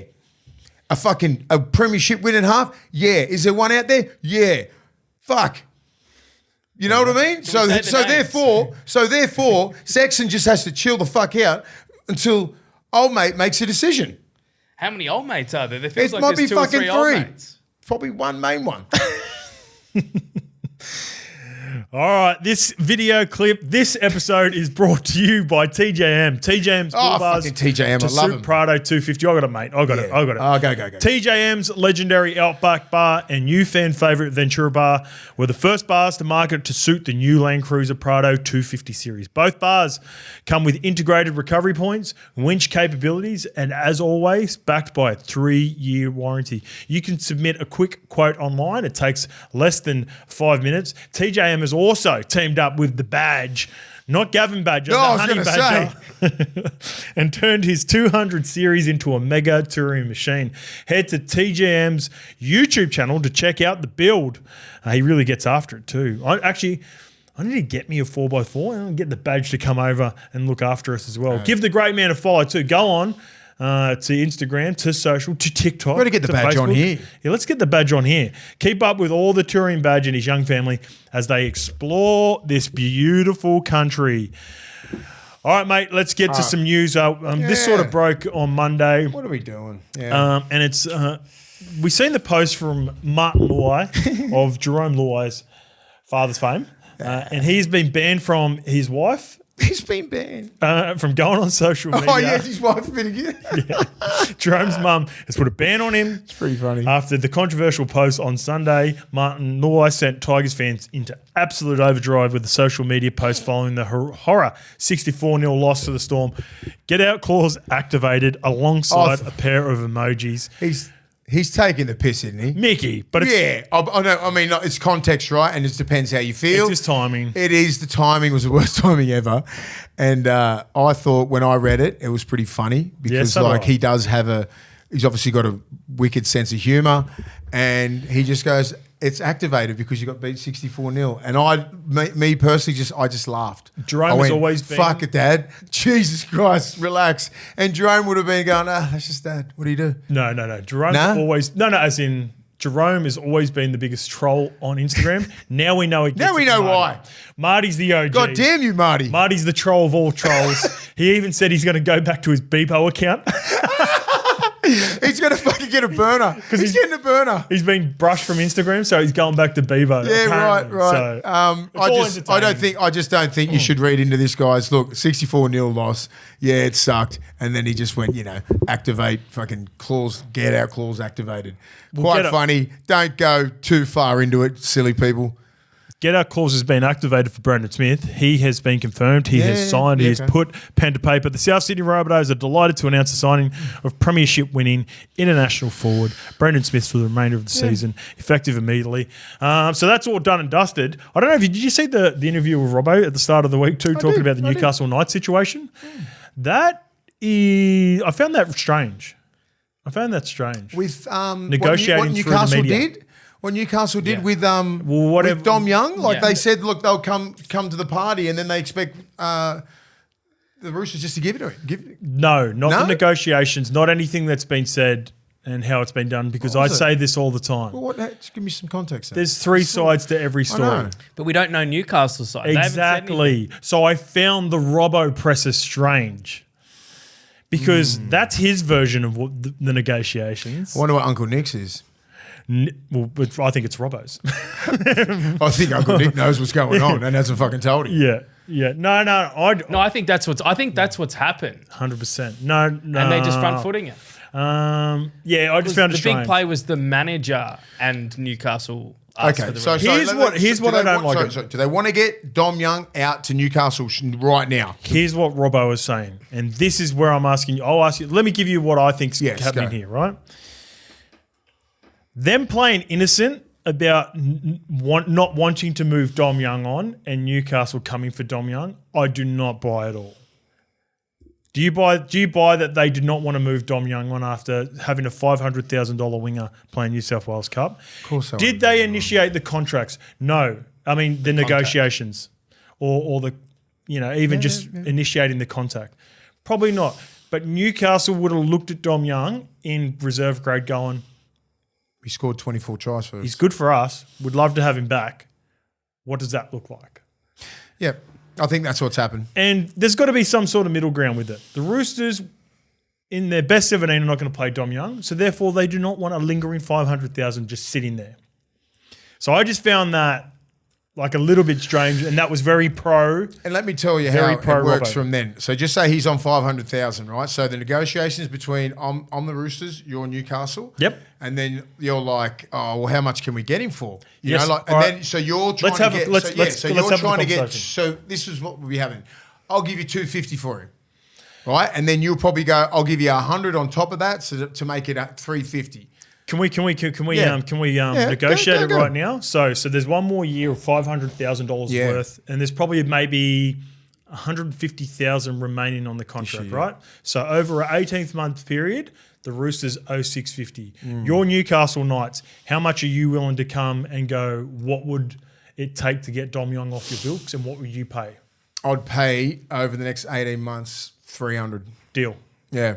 That's what it should be. Because I don't want a 500,000. And the Roosters should be like, I'll give you. Otherwise, they've just got Dom sitting as a backup winger at 500,000. I'll give you 250. Yeah, that's I'll give fair, you 250, and then it's done. So that's Robbo where reckons. Newcastle, that's no, I know. So Newcastle. Robbo's saying that they should, if they want the player because they initiated the conversation, that they should take them. They should pay the money to Dom Young that is accounted for what is in the contract. No, what would that make sense They for think Newcastle? that they're going to pay Dom Young everything, and we're going to get Dom Young for 50 grand. That's stupid. That's not how business works. No. That's how Uncle Nick doesn't work like that. You go here, you come to the party. I'll give him to you for 300. You fill in the rest, then it's done. If not, go away. So is that why it's fair that Sydney Roosters are just digging their heels in, just Yes. saying nah, because Yeah. we would have dropped him. What? Well, you go let's play say that- reserve grade for 2 years, kid. That's it. Why is it 2 years? Why can't it be just like a Xavier Savage at Canberra when he got dropped and then gets revitalised? Why isn't it one of those situations? Well, they Why just, is he they done might for just 2 think they years? just can't. They've tried to work with him. Matt King, BMOS, all these great outside backs trying to teach him defensive systems and everything like that. Hasn't learned. Has he been dropped? Is this the first time he's been dropped? Correct, it is. Yeah, Yeah, 2 weeks ago. So, yeah. like, why is It's it? a good question, and I answer with this, mate, because once you're done with the Roosters, you're done. Yeah. Sticky's had the ability, and some clubs aren't afforded the ability of the Sydney Roosters. Yeah. Sticky can't go onto the market and acquire marquee talent. So he has to work with guys that he drops. When they get sent back to New South Wales Cup, all right, this is what you're doing shit at first grade level. Go back and work on it because they don't have the luxury of being Bondi, And if having Uncle Nick back at him, getting marquee players to come down and visit Canberra. no, you that think just doesn't happen. Roosters can churn out and spit out anyone they want because they know that DCE might become available, that Reece Robson might become available, that Hectic Cheese through 2 years ago might become available and want to come to the club. Dom Young kills it at Newcastle. We'll take him. It's just that's why they're so ruthless. Yeah, they're ruthless, and I think I think they've got to a point where they're like, he doesn't get it. He's not learning. He's not. We've tried everything. Maybe he needs new coaching. Maybe across the road into the Roosters. Maybe into the South could do him good under Wayne Bennett because he's a genius like that. I'm not sure if he wants to go back to Newcastle. I think he wanted to get out of Newcastle anyway because he just fucking wanted to come down to Sydney. There's a lot of factors. There's a lot of teams. I mean, all he needs to do is have some special time with a fucking really good coach and coach him up to that level. So this is all on him. He needs to be able to do video, do the right thing, create habits, and understand the game more, and just be better. Like, that's all he needs to do. He's got everything. He's big, tall, strong, fast. He fucking reads plays good sometimes. Play twos are good. He can get better at it. But his defensive reads are fucking nothing short of awful, right? He's letting in. But remember a couple of years ago, he scored 23 tries. He would have let in 15. But because he scored those many tries and they made the 8, and they just sort of ignore those sort of things when you're putting up really big numbers. But now he needs to start taking the game fucking serious. Like, this is a serious thing. You're 23 years old. You've got so much learning to do. Need to get to a good coach. Understand. Like, his whole preseason should be just about learning, watching Brian Toto. How does he defend? Having good centers, like just doing video and doing things like every week. Even at the Roosters right now, this is what he should be doing. Not just fucking. I'm not sure what he's doing in reserve grade, but all week being in the first grade side until you go back to reserve grade, trying to learn off Matty King, trying to learn off BMOS. These guys are some of the best defensive outside backs of all time. So you should be like, you got that at your. You go, hey, what am I doing wrong? What am I doing wrong? What can I work on? I'm not sure if he's doing that. Hope to God he is, because that's the only way he's going to get better. So, it's up to him if he wants to get better. These are little problems that you can fix. This is not a big. So why don't the Roosters try to fix it then? Well, that's what I'm saying. Yeah. That's what I'm saying. Like, they must be trying to fix it, and it's like he's fucking not learning. But this is two games have been dropped. Yeah, that's your question. Yeah, right? that's my question. Yeah. It's like, why isn't he afforded the opportunity to go back? This is what they must be trying to do now. Like, that's what I'm hoping he's trying to do now, is going back to reserve grade, trying to go, what can I get better at? Fucking help me, please, so I can get back in the side. So here's my thing. If I'm Newcastle and you want to help him and you want to train him up and coach him, sweet. Stay at the Roosters. Yeah. Robbo, do some video with him. BMOS figure it out. Make him figure it out. But you pay the full 500. Help him. But that's it. Just say. But if you don't want to do that, then fucking chip in 250, 300, meet halfway, and we'll take him back. That's the thing. And we'll teach him back at Newcastle. That's the thing. That's where we don't know, these little things that we don't know. Like, I hope to God that the Roosters are going, oh, we've got something here. We just need to fix these little things up. And this guy could be dynamite, right? But if they're not doing it, they're willing to let him go, and they're like, well, what do I waste the time? Because the Roosters are good at that, right? And if you get him a really good coach and he fixes those things up, he's a problem. He's a problem. All right, let's get to the bit of a preview for the women's game tonight. Shout out to the Hello Sports Boys. I'll be doing a stream with them watching. This is game 2, and I think New South Wales will secure the series. Do you want me to start with the odds? Well, you got the odds. What are the odds? Ooh, you fucking What are the rocking that Mitchell tab out. Dodds? I got the Lewis here. Lewis Dodds. I got the Blues. Nice, Lewis. Lewis is a good one. Give me Lewis. Shout out to the Blues. They are favourites with tab. $1.38. Queensland are at $3.10. The line is 7.5. And go the Blues. Go the Blues. Jamie Chapman. Remember I called her out on Instagram. I'd still take her over 40. Oh, yeah. No, you didn't do that on Instagram. You actually did that off camera. So I'll give you some context. Oh, hi. And on Instagram too. I hit her last did ya? Yeah, this week. I said, All right. I still got you. So Chapo did this sums him up. So Chapo did Sunday with us for Fanland up at Star. Great setup for everyone there. We loved our time up there. She was an absolute legend. Yeah. Anyway, we were watching the Bulldogs Titans game and we're talking about speedsters in the game. And Mace just turns to Chapo and goes, I'd fucking smash you in the 40. And Chapo goes, no, you wouldn't. She's got a pretty good sprint coach. Oh, she's easily the fastest in the NRLW. Was it last year at Suncorp? She made those two breaks through the middle. Yeah, long, big, I told big her I'm strides. sub 5 for 40. And he starts throwing out stats and all this shit. And Chapo held her own. It was fucking so funny. We're sitting there. The mics are off too, by the way. We're just sitting there watching the game. This is just Mace in-game talk like, I'd fucking smash you at the 40. Just open another. I was just going, Credit to her. I Credit said, to her. hey, She's Chapo. Because she says, Chapo said, I'd fucking dust you in a 40 easy. Easy. She's just like, fucking no way. I said, mate, organise it. I'll race you. So she goes like this. So she goes, let's organise it. I'll do it for content and everything. She's a fucking legend. All right, Chapo's number 2. Let's get it. That's a little tangent. She's Good a little legend. tangent. Love you, Chapo. John Strange has not changed anyone in the start in 17. They got the job done in Queensland in emphatic fashion at Suncorp. As for Queensland, can you get up the player of the match odds for me too, Lukey? Because I've got a couple of plays and they're both on the New South Wales team. One change for the Maroons, Chelsea Lenarduzzi, fan of the show, love Chelsea, has been drafted. The Doos.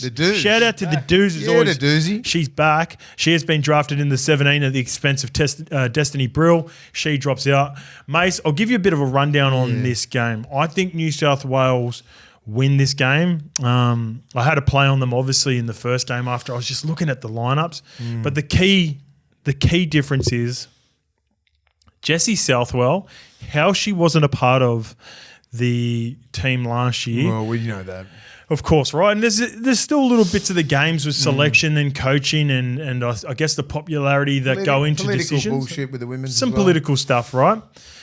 She was well and truly the architect of why the Blues were so much better at capitalising on their speed and strength that they got in the team. Because the year before, there were some good performances in it, and another friend of the show, Shannon Marto, she's a huge out for Queensland. She's the premier front rower. She's the premier middle in the game. And Vani Palete, who also was with us up at Origin, she's out as well, yeah. She was their most devastating outside back. She's going to get 15 carries for 150 metres. That's no longer there. Shout out to Rory Owen, who made her debut and scored a try, like I correctly predicted as well. I love anything in and around Taran Aiken if it is going to happen for the Maroons. But I just think New South Wales are too good. And with Jessie just steering the ship, she's a good shout for player of the match, but she's probably going to be short, Lukey. Fives. That's about right. $5 with TAB. Wouldn't surprise me if Jessie was probably, second or third behind Isabel Kelly, who got player of the match in game 1.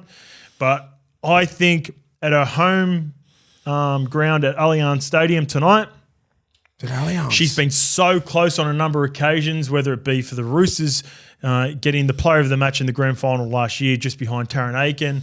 If they had won the series, she was a chance of winning player of the series last year. I think this is the time for Olivia Koenig in the 13 jersey.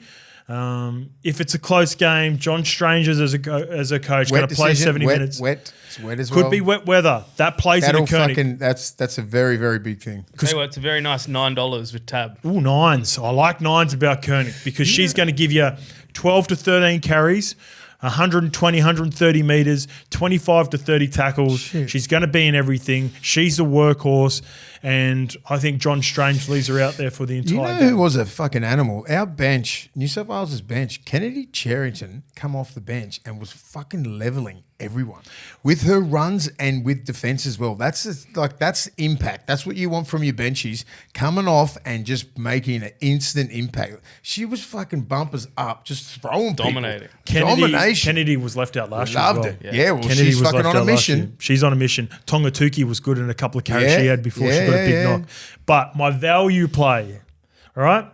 If New South Wales, like I think, if this for whatever reason ends up drying up and they're able to play on the front foot, for sure Jessie Southwell is going to be a huge part of what they're doing and Olivia Koenig. But my value play is Abby Church, Parramatta Eels fullback. She was nervous in game one. Her first, she debuted. She got into some rhythm. She had some nice touches. She scored a try herself. Abby Church is playing. 26 at tab. Ooh, 26s. Yeah. I'm going to have a little sprinkle of $10 on Olivia Koenig, and I'm probably going to have $10 on Abby Church. I'm going to be doing that. I like New South Wales back five, right? It's going to be, just say, coming out of yardage. You got Surges, you got Isabella Kelly, Chapo. They're big bodies. Penatani, like, even though she's playing six, she's still a big body. Yep. Fucking her skill set, Penatani. She was throwing lasers left to right, right to left. She's got really high skill set. She's just going early ball to Jess. But like she needs to run a little bit more because her running game is fucking primo. But the back five for us are big, strong, and fast. So their kicking game, Ali Brigginshaw's kicking game needs to be on point, right? Because our back five will run rough shot through them and get back into into field position quite easily. And then they'll just keep building that because of our Jessie Southwell's kicking game is quite on point, and I think their defense is good enough. I think we'll fucking really put a number on them. If the conditions are good, I think the weather brings Queensland into it with the kicking game. Because it'll become quite boring, the game. Yep, and you've got Ali and Taryn. Yeah, and and they've got that Tamika Upton who she had a quiet game. Tamika's silky. So if she has an on game, she can really and Julie Robinson's strong. Their back five's quite strong as well, but just not as strong as ours. Yep, that'll be tonight at Allianz Stadium. So chance for New South Wales to wrap it up, and I think they will. Abby Church, 26, did you say, Luke? 26. What about player of the match game one, Isabel Kelly? She's at 11. Very rarely. It's like anything. It's like Origin. Like if someone gets into game one, you very rarely want to go in game two. Not to say that they won't be the best player on the match, but you think the voting, if it's a 50-50 split, they're probably going to go to who the other person is because of that. But Isabel was fucking unbelievable, game one. Let's get to round 11 for the NRL. Kicking it off Friday night, 6 p.m, McDonald's Jones Stadium. The Knights versus the Eels. Shout out to a teammate of yours. Dane Kagai will play his 300th NRL game. Well done, my man. He come to Newcastle in 2012 after getting sacked, I think, from the Brisbane Broncos. And Wayne bringing him up, you know what I mean? Like, and what a career he's had since then. Like, went down, he played, 3 or 4 years with us up here, maybe those 6 years, and then he went down to South, and then he's obviously come back. But, like, mate, what a great kid. What he's done everything in the game apart from win a grand final. So he's I can't say enough about that kid, mate. He's just everything that you want in a player and as a human. So well done. Great, beautiful young family up there. Went up to Newcastle just to retire and just relax up there. Got a couple more quality years in him, I reckon. He'll probably get about 350. You fuck around and get 350. He played outstanding in Origin. Like he's been an absolute freak for them even this year. Last year he got a 2-year deal, so this year and next, definitely. Yeah, and the 300 games, mate. It's just huge. What an achievement. Because I remember I know what happened in Brisbane. That's why I fucking don't like a couple of people there that they did to him because it was not warranted, and he told me like he was homeless when he was up there when they sacked him because he was underweight. Right, this is when I don't know what fucking coach they had. And then a couple of senior players fucking dobbed him in for being out. And I know who they are, so I don't fucking like him. Because he was homeless, right? And they sacked him because of that. Oh, wow. And then he come down to Newcastle because Wayne gave him that chance. Come down to Newcastle, same time I get there, 2012. I told him just to move in with me and Big Les. So he got schooled like old school shit. So he loves it. So he got a different taste. He got a different taste. He got a different taste. So he's protected in Newcastle, mate. He's a god.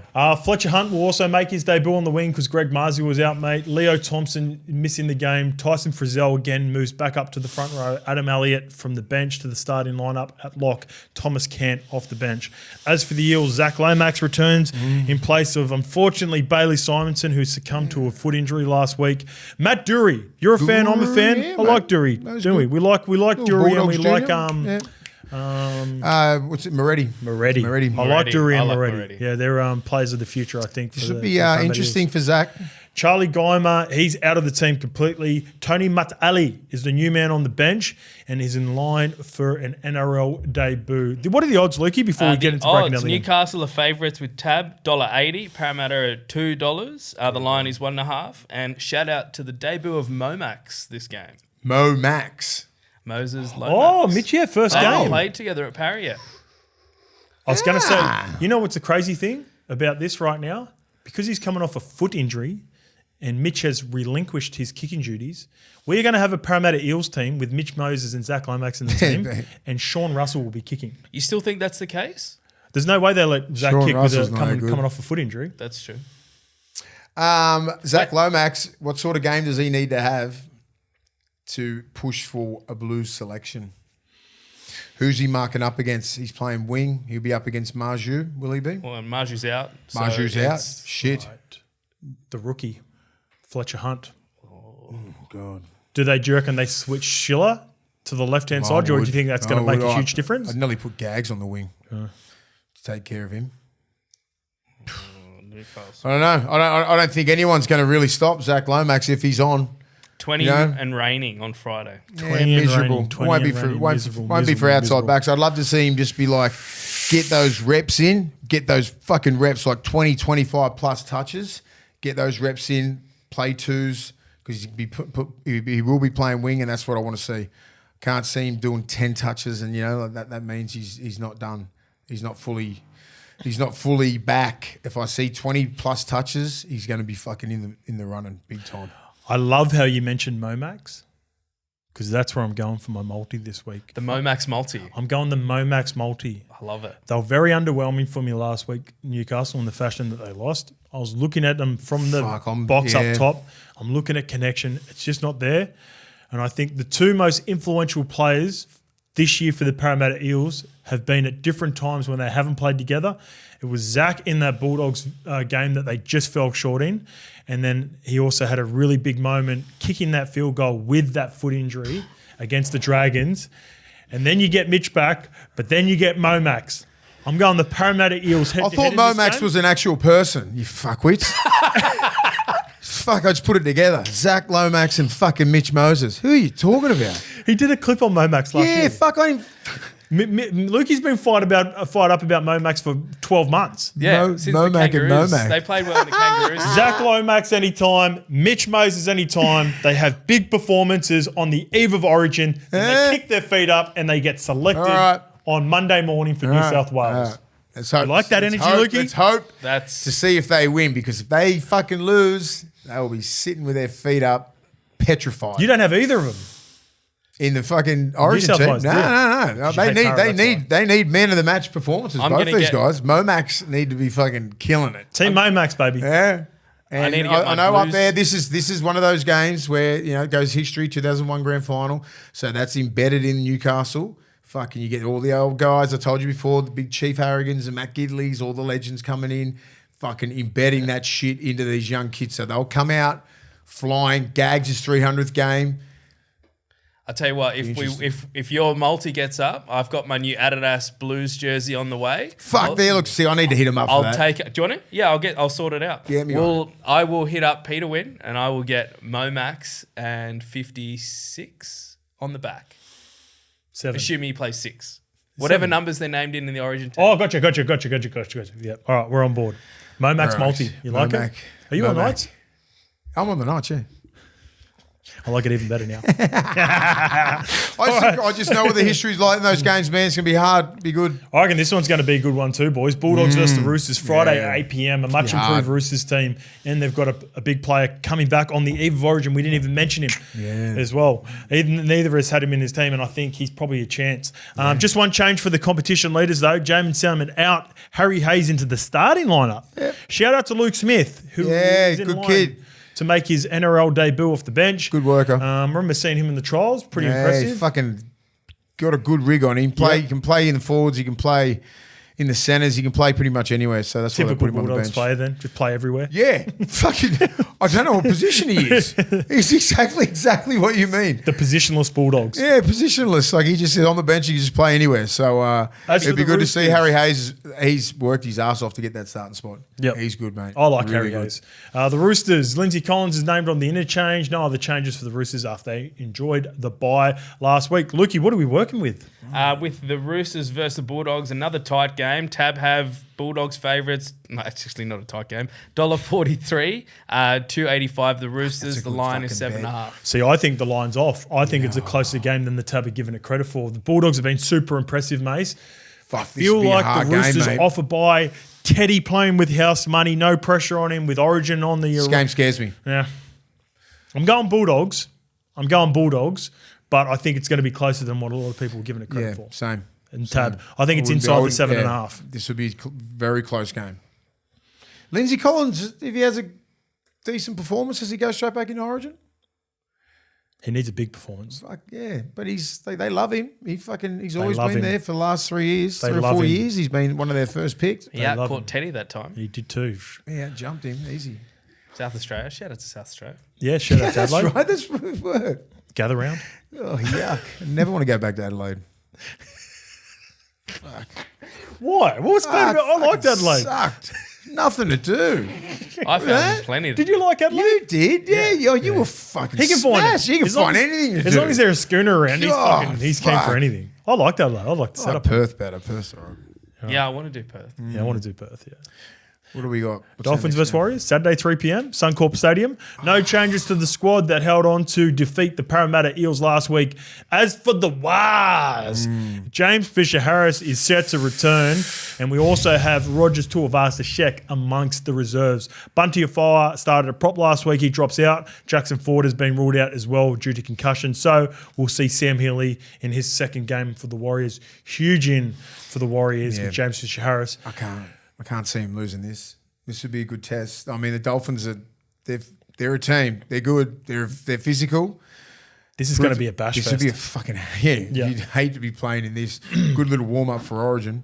It is a good warm up for Mitch Barnett. I think if Kafusi is playing, he's going to be going after Mitch Barnett. To try and get that spot in that 17. Well, away from home, the Warriors are favourites with Tab at $1.80. The Dolphins at $2. The line is 1.5. See? That's a reflection. They respect it, yeah. Yep. This would be an all-out war. Far out. Good conditions, hopefully. What's it like up in Brizzy? I'll have a look. Compared to what it is? Is it at KO or Suncorp? Suncorp. Jeez, this would be a good game. Fuck it. Oh, Jesus. I wonder if the Wires would have gone home. Yeah, they 23 and raining. Oh, no, sorry. 24. Was Magic Round last week or the week before? Week before. Yeah, the week before. Yeah, 24. 20% chance of rain. So it should be partly cloudy. Good. I feel like that. Remember that Barstool betting show where they always swung to that? I'm going the Dolphins. I'm going the Dolphins. Oh, yeah? I think they got a lot to play for. They got Tom Gilbert there. They got Kafusi. They're all playing for spots. Herbie's killing it. Katola's killing it. Yeah, Hammer. They've got a lot to play for because no one's guaranteed those Origin spots, and this is their last chance.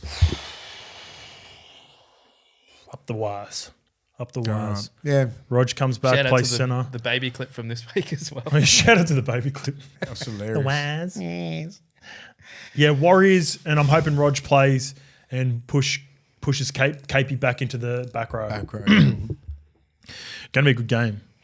Be good. It's my. Oh no, I was going to say it's my favourite game of Saturday, and then I seen the 7:35 game, Cowboys versus Eagles, and this is what I balked at it too. The odds have changed. Remember on Monday when I was looking at the prices of this game?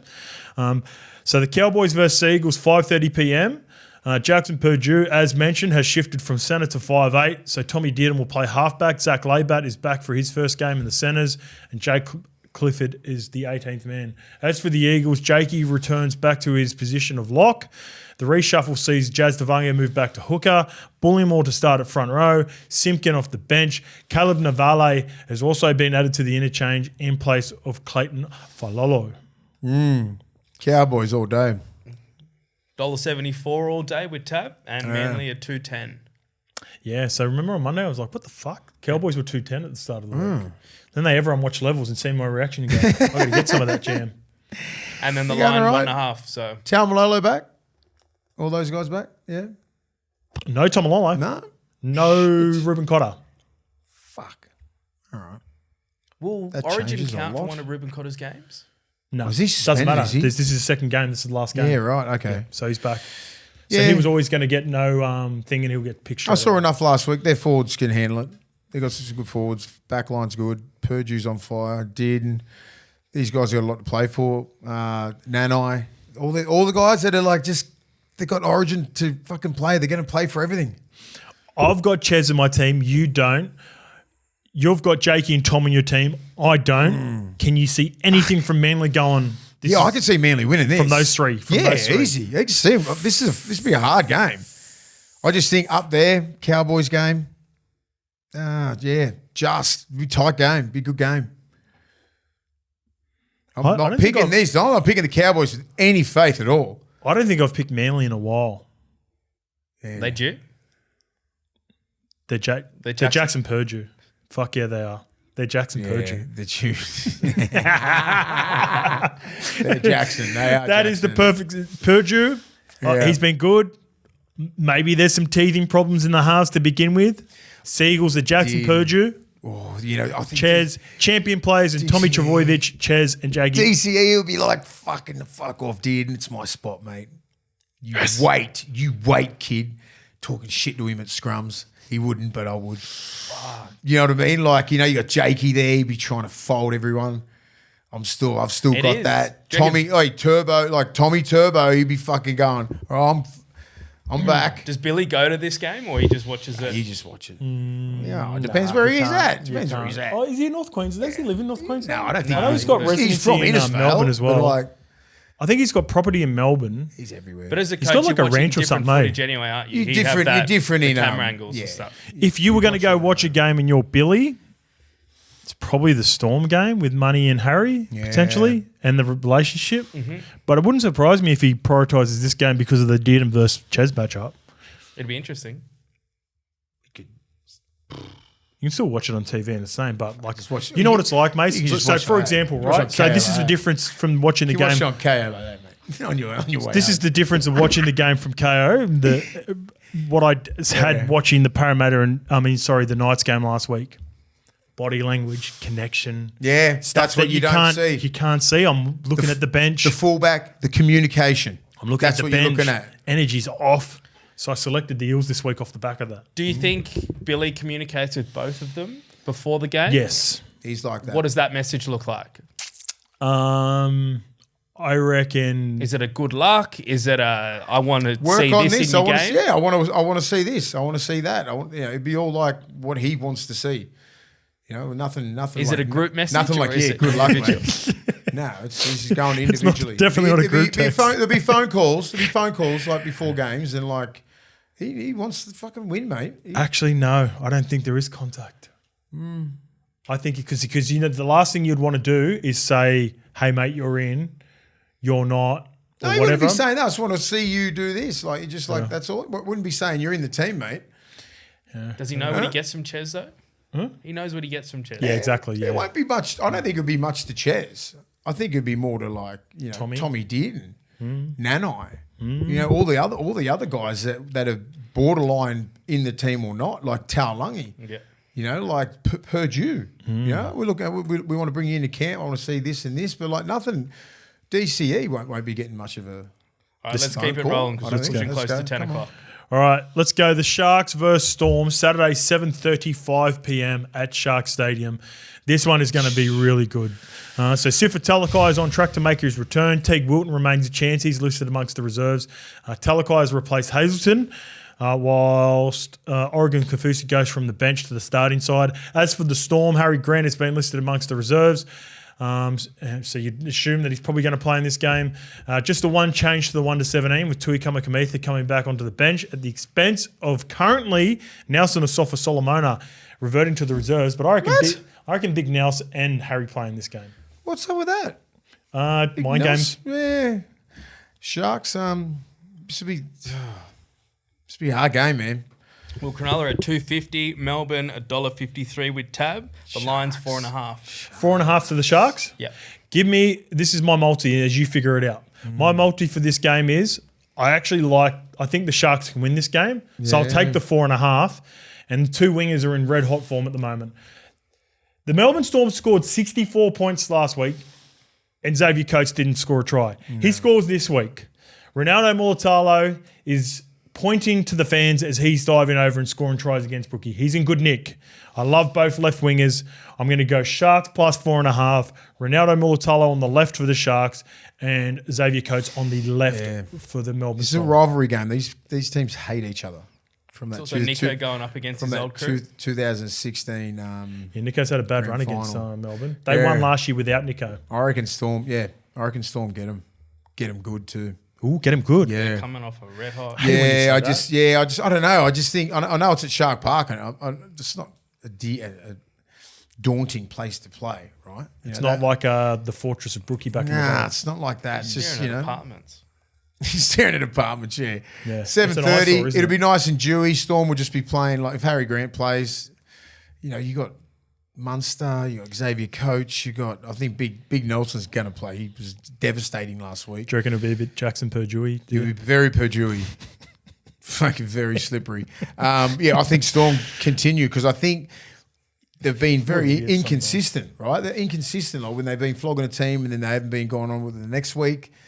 So I reckon they're going to fucking really try and put one on the Sharks. All right. And a lot of pressure is going to be on our boy Nico. A lot of inside pressure. You won't be going to the line and just be playing unders and hitting Fanua Blake for a try. There'll be a lot of work underneath the ball, cracking his ribs, I dare say. All right, let's get to the 2 p.m. game. A huge in for this game. Broncos versus the Dragons at Suncorp Stadium. Hopefully the ground's not too chewed up from the day before with the Dolphins versus Warriors. Broncos, he's back. Ezra Mam is set to play his first game of the season with Ben Hunt being replaced and getting injured in the South game. The only other change is Xavier Willison in the starting lineup for Brendan Piakura, but that could revert back to, and I think it will be. I think Piakura will start like he did last week, even though he wore the 17. Dragons, a shoulder injury to Toby Couchman is a huge out. Jack DeBellin comes into the starting lineup. Blake Laurie is the new face on the bench. Dylan Egan is named in the back row like he was last week, but they had a late switch with Luciano Leilua. Broncos $1.32 with tab. St. George $3.40. The line is 10.5. Did you see Ezra play on the weekend? Yep. How do you reckon he looked? Was it the jersey that made him look a little bit chunky? No. I thought he looked sharp. Yeah. He looked sharp like Fletcher. with the ball. Yeah. But Wasn't the best quality camera. Nah, it wasn't. No, the jerseys didn't look that good on him. I think the Broncos one will make him look a little bit. Even though the last week's ones. Did you see him catch that ball off the kickoff, bump that guy, and just fucking run 60 metres? And just run 60 He's easy. smiling before the contact. Yeah, he's so quick, isn't he? Just quick over 50, 60. I hope he comes back and he plays some good football. It'll be. What's the line in this one? Off the pace a little bit. 10.5. Off the pace a little bit, but like the Dragons are tough, but I think the Broncos they'll take care of it. He's really sticking with the Elias thing from a couple of weeks back. Yeah. Like and Tonga. He's been good. He's been okay. Yeah, he's been okay. But I just think they don't threaten anything, right? Broncos got their defensive system intact. Yeah. Like Flanagan's just going across field. No one's hitting holes apart from Sewer. When that left edge, Lucci just wants early ball so we can do his fancy shit. The only guy who hits holes is Egan, and he's coming off the bench. So they need to get all that shit sorted, because you want those guys, they want to ball play through the middle because you got DeBellin, he's their main ball player. right? It's quite pedestrian when you're playing them. So guys like Payne Haas and Willison and all these other guys and Carrigan, they'll be putting a lot of pressure on those guys, and they're a good team, the Broncos, when they're on. And I think they'll be so filthy at last week, the Dragons are going to cop it. All right, I'm going to go the Broncos head-to-head for my multi. I'm going to go Ezra Mam. He is a Suncorp specialist. He always plays well there. It'll be a huge game for him, and I just think he scored a try on debut or in return for Queensland Cup last week. But I also like Tyrell Sloan on the right edge. I think there will be a lot of traffic sent Ezra Mam's way. Left edge, it might not be necessarily right through Ezra Mam, but it'll create enough head noise, enough headaches where they end up scoring on the edge. So give me Broncos head-to-head, Ezra Mam anytime, Tyrell Sloan anytime for the Dragons. I'm taking the Broncos, obviously, head-to-head.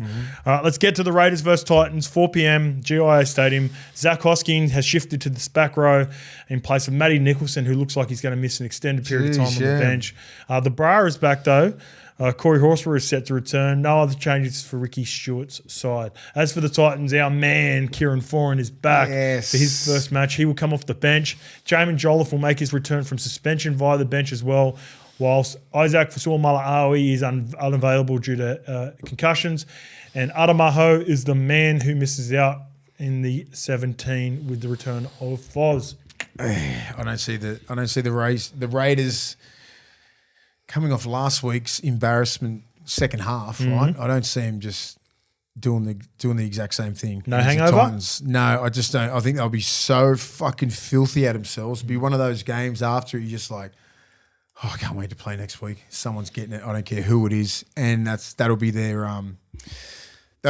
like their little just that motivation mantra all week. Their mantra all week. You know what I mean? Like, we can't lose 2 in a row. GIO Stadium. We're down there playing there in front of our own fans. They turned up, packed the house out. Yep. Horn was blowing. The fucking Viking clap was going mental, and they'll be like, we let them down. Well, we let them down. Why haven't when we think about it, right? Big occasions, packed out crowd. Josh Papali's 300th loss. Croker's 300th loss. They're too emotional. What was it last week? There was the packed crowd. Just the crowd? Too much room? Sold out. It's the biggest crowd. It was huge, wasn't it? This, mate. Since Mel Meninga's final game as a Raider. Shut it. That was the biggest crowd at GIA Stadium. How good's that? Yeah. So they'll be looking to redemption and just pay their fans back because they got some diehards down there. Well, Tab, agree with you, Mace. $1.30 for Canberra, $3.50 for the Gold Coast, and the line is 10.5. 10.5's too much, right? Raiders could, I can see some sort of hangover here. See, Raiders, the Horsburgh will be playing. He's trying to play his best football. That's what I'm saying. A lot of guys that are in contention for Origin, they've got to play their best game. You know, if the Horsburghs are going to be looking to get like fucking 200 metres plus. Tino versus Tarpon. Tino, yeah. You know what I mean? That's just going to be going at it, man. Like fucking Huddy Young. Like no one's saying I'm saying Crichton's a lock. Well, like he's like, mate, you got to pick me. You have to pick me. You got to pick me, right? Yeah, it's going to be some good battles out there. All right, the last battle will be the West Tigers versus the Rabbitohs. I'm on the Raiders as well, mate, but with no confidence. Sunday, 6:15 p.m. at Campbelltown Sports Stadium. Stafford Toller is on track to return from a neck injury. Charlie Staines has kept his place on the wing. Brent Naden on the interchange. Fanua Pole, huge out. So Royce Hunt goes into the starting side. Jack Bird listed on the bench. Talon De Silva has been dropped to the reserves. As for the Rabbitohs, they get veteran Alex Johnson back into the side. Fletcher Myers makes way. That is the only change from the side that defeated Brisbane last week. Yeah, this will be a good game. Be a good test for Tigers. 64-0 and then having to bounce back. What are you talking about all week? What are the odds? The odds for this one, game 8 is $1.80 to Tigers, $1.90 to South, 1.5. Gee, so they're just ignoring the 64-0. I think the Rabbits continue. I think Latrell puts a fucking clinic on again. And I think they've still got a shitload of injuries, don't they? Like, they don't have much. Like, Cody's still out. Jack Whiten's still out. Cam Murray's out all year. Cam's still out all year. I think the Tigers, if they're fair income, they come back and they beat the Rabbits. How much of a disadvantage is this time slot for Jerome Luai, given that Laurie and whatnot? They want to name the team depending on, I guess. It sucks. Their 6:15 kickoff this game. Yeah.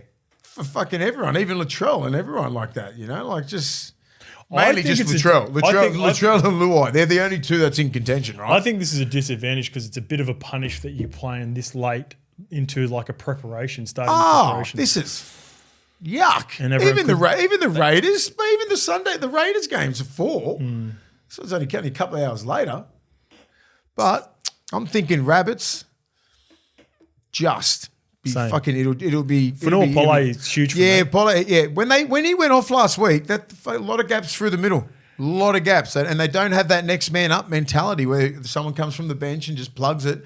Then you just rely on Terrell May to play 80 minutes and doing all that other dirty work, and it fatigues him. He can still do it, but it fatigues him at the end. Like his runs aren't as dynamic because Bolle kid, he's that dude. Royce Hunt needs a big game, mate. He needs to come out there and fucking really stamp his authority, gets his first time starting. He's going against a pack that, you know, he shouldn't be, you're not really scared of anyone, are you, in that Rabbitohs pack? You got Size-wise, no. No, you don't know. If you're built like that, you're not fucking scared of anyone. So it'll be up to him to get him off to a good start. Terrell May's going to be out there going, fuck, I need my best game.